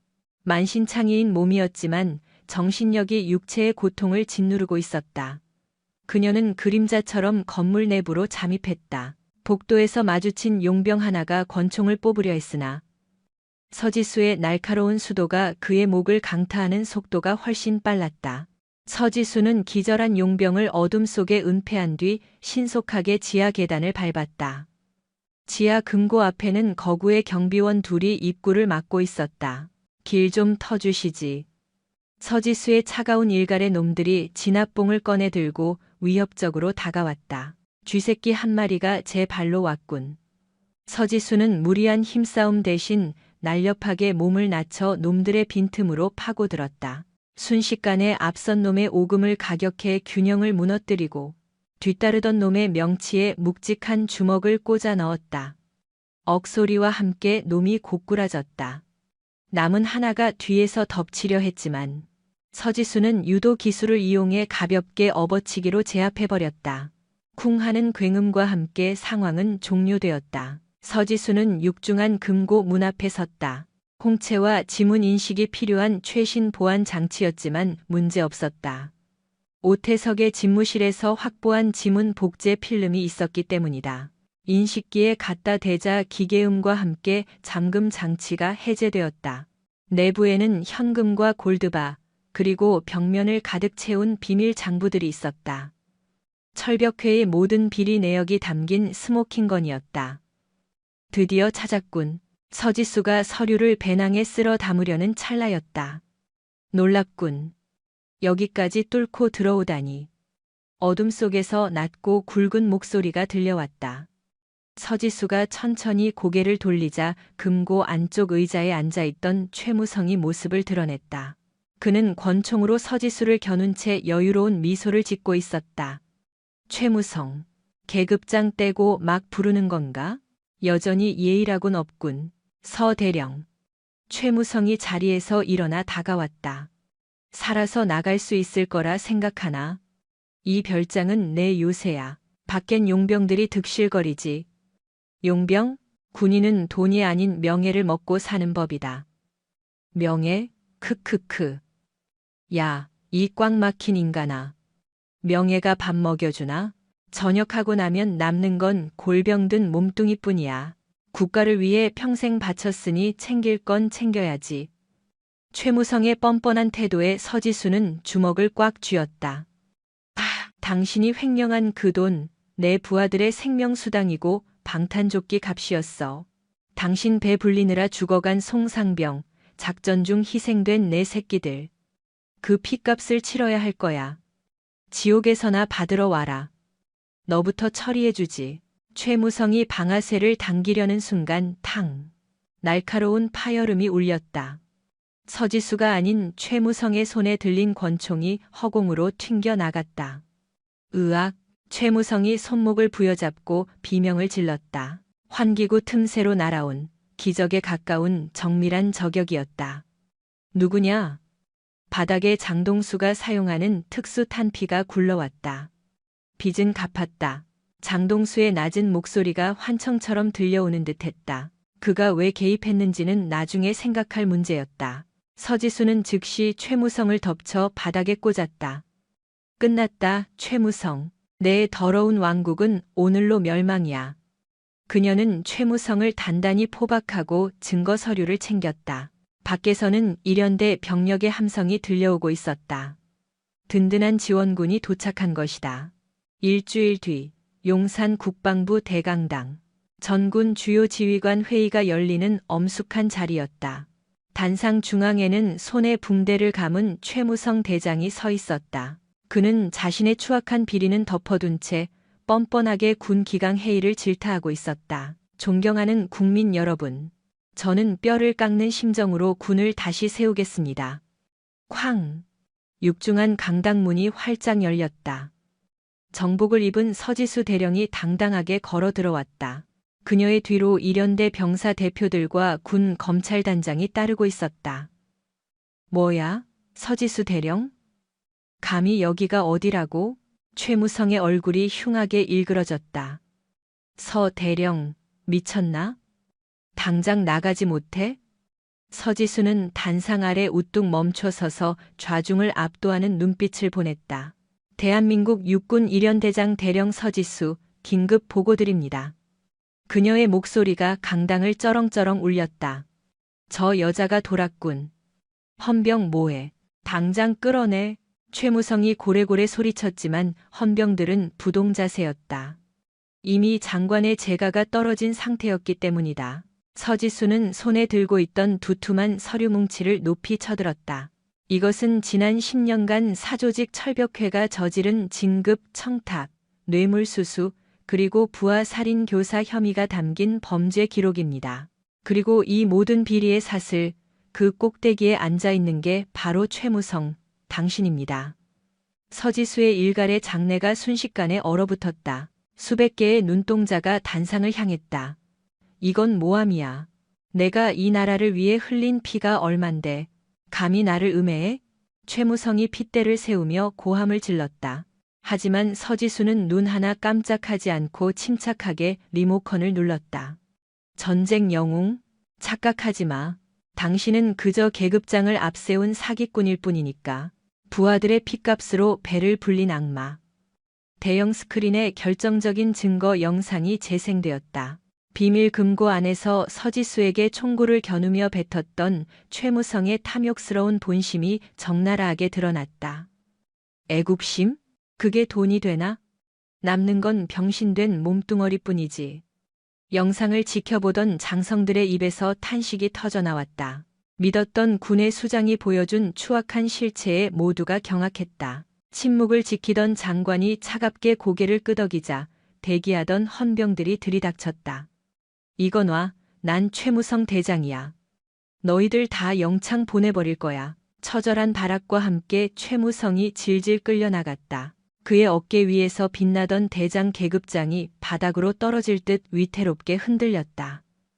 서지수는 그 초라한 뒷모습을 씁쓸하게 바라보았다. 승리의 기쁨보다는 저런 자에게 청춘을 바친 병사들에 대한 연민이 가슴을 찔렀다. 서지수는 호흡을 가다듬고 다시 마이크를 잡았다.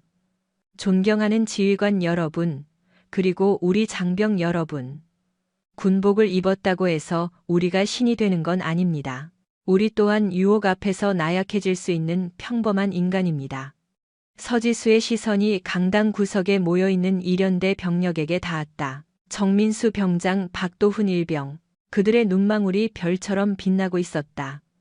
하지만 잊지 말아야 합니다. 우리가 목숨 걸고 사수해야 할 가치는 장군의 권위가 아닙니다. 바로 저 병사들의 무조건적인 신뢰입니다. 비바람이 몰아칠 때 가장 먼저 젖고 가장 나중에 마르는 우산이 되어주는 것. 그것이 지휘관의 책무이자 이 제복의 무게입니다. 잠시 정적이 흐른 뒤 객석 어디선가 뜨거운 박수 소리가 터져 나왔다. 한 사람의 박수는 곧 거대한 파도가 되어 강당을 뒤흔들었다. 그것은 서지수 개인을 향한 환호가 아니었다. 썩어빠진 군대에서 다시 피어난 정의와 참된 군인 정신에 보내는 벅찬 찬사였다. 어느덧 무더위가 꺾이고 일연대 주둔지에도 선선한 가을바람이 불어왔다. 연병장을 둘러싼 은행나무들이 노랗게 물들어가고 있었다. 부대의 공기는 확연히 달라져 있었다. 고질적인 부조리와 폭언은 자취를 감췄고 생활관 곳곳에서는 병사들의 활기찬 웃음소리가 새어나왔다. 서지수는 벤치에 앉아 병사들의 축구 시합을 흐뭇하게 지켜보았다. 한때 다리를 절뚝였던 박도훈은 이제 그라운드를 종횡무진 누비며 결승골을 터뜨렸다. 저녁을 앞둔 정민수 병장은 후임들에게 노하우를 전수하느라 여념이 없었다. 연대장님, 박도훈이 땀범벅이 된 얼굴로 해맑게 달려왔다. 방금 보셨습니까? 저 완전 손흥민 같았지 않습니까? 그래, 폼 하나는 인정해주마. 사회 나가서도 그렇게만 뛰어라. 다 연대장님이 지켜주신 덕분입니다. 그때 저 포기하지 않게 잡아주셔서 정말 감사합니다. 서지수는 자리에서 일어나 박도훈의 흙 묻은 군복을 털어주었다. 고맙다. 이렇게 건강하게 버텨줘서. 그때 위병소 너머에서 묵직한 바이크 배기음이 들려왔다. 서지수가 고개를 돌리자 검은 헬멧을 쓴 사내가 잠시 바이크를 세우고 이쪽을 응시하고 있었다. 헬멧 쉴드 너머로 장동수의 강렬한 눈빛이 스치듯 보였다. 그는 가벼운 목례를 남기고 굉음과 함께 사라졌다. 장동수. 그는 여전히 바람 같은 존재였지만 서지수는 직감했다. 그가 더 이상 적이 아니라는 것을. 서지수는 높고 푸른 가을 하늘을 올려다보았다. 먹구름은 거쳤고 탐욕스러운 별들의 그림자도 사라진 지 오래였다.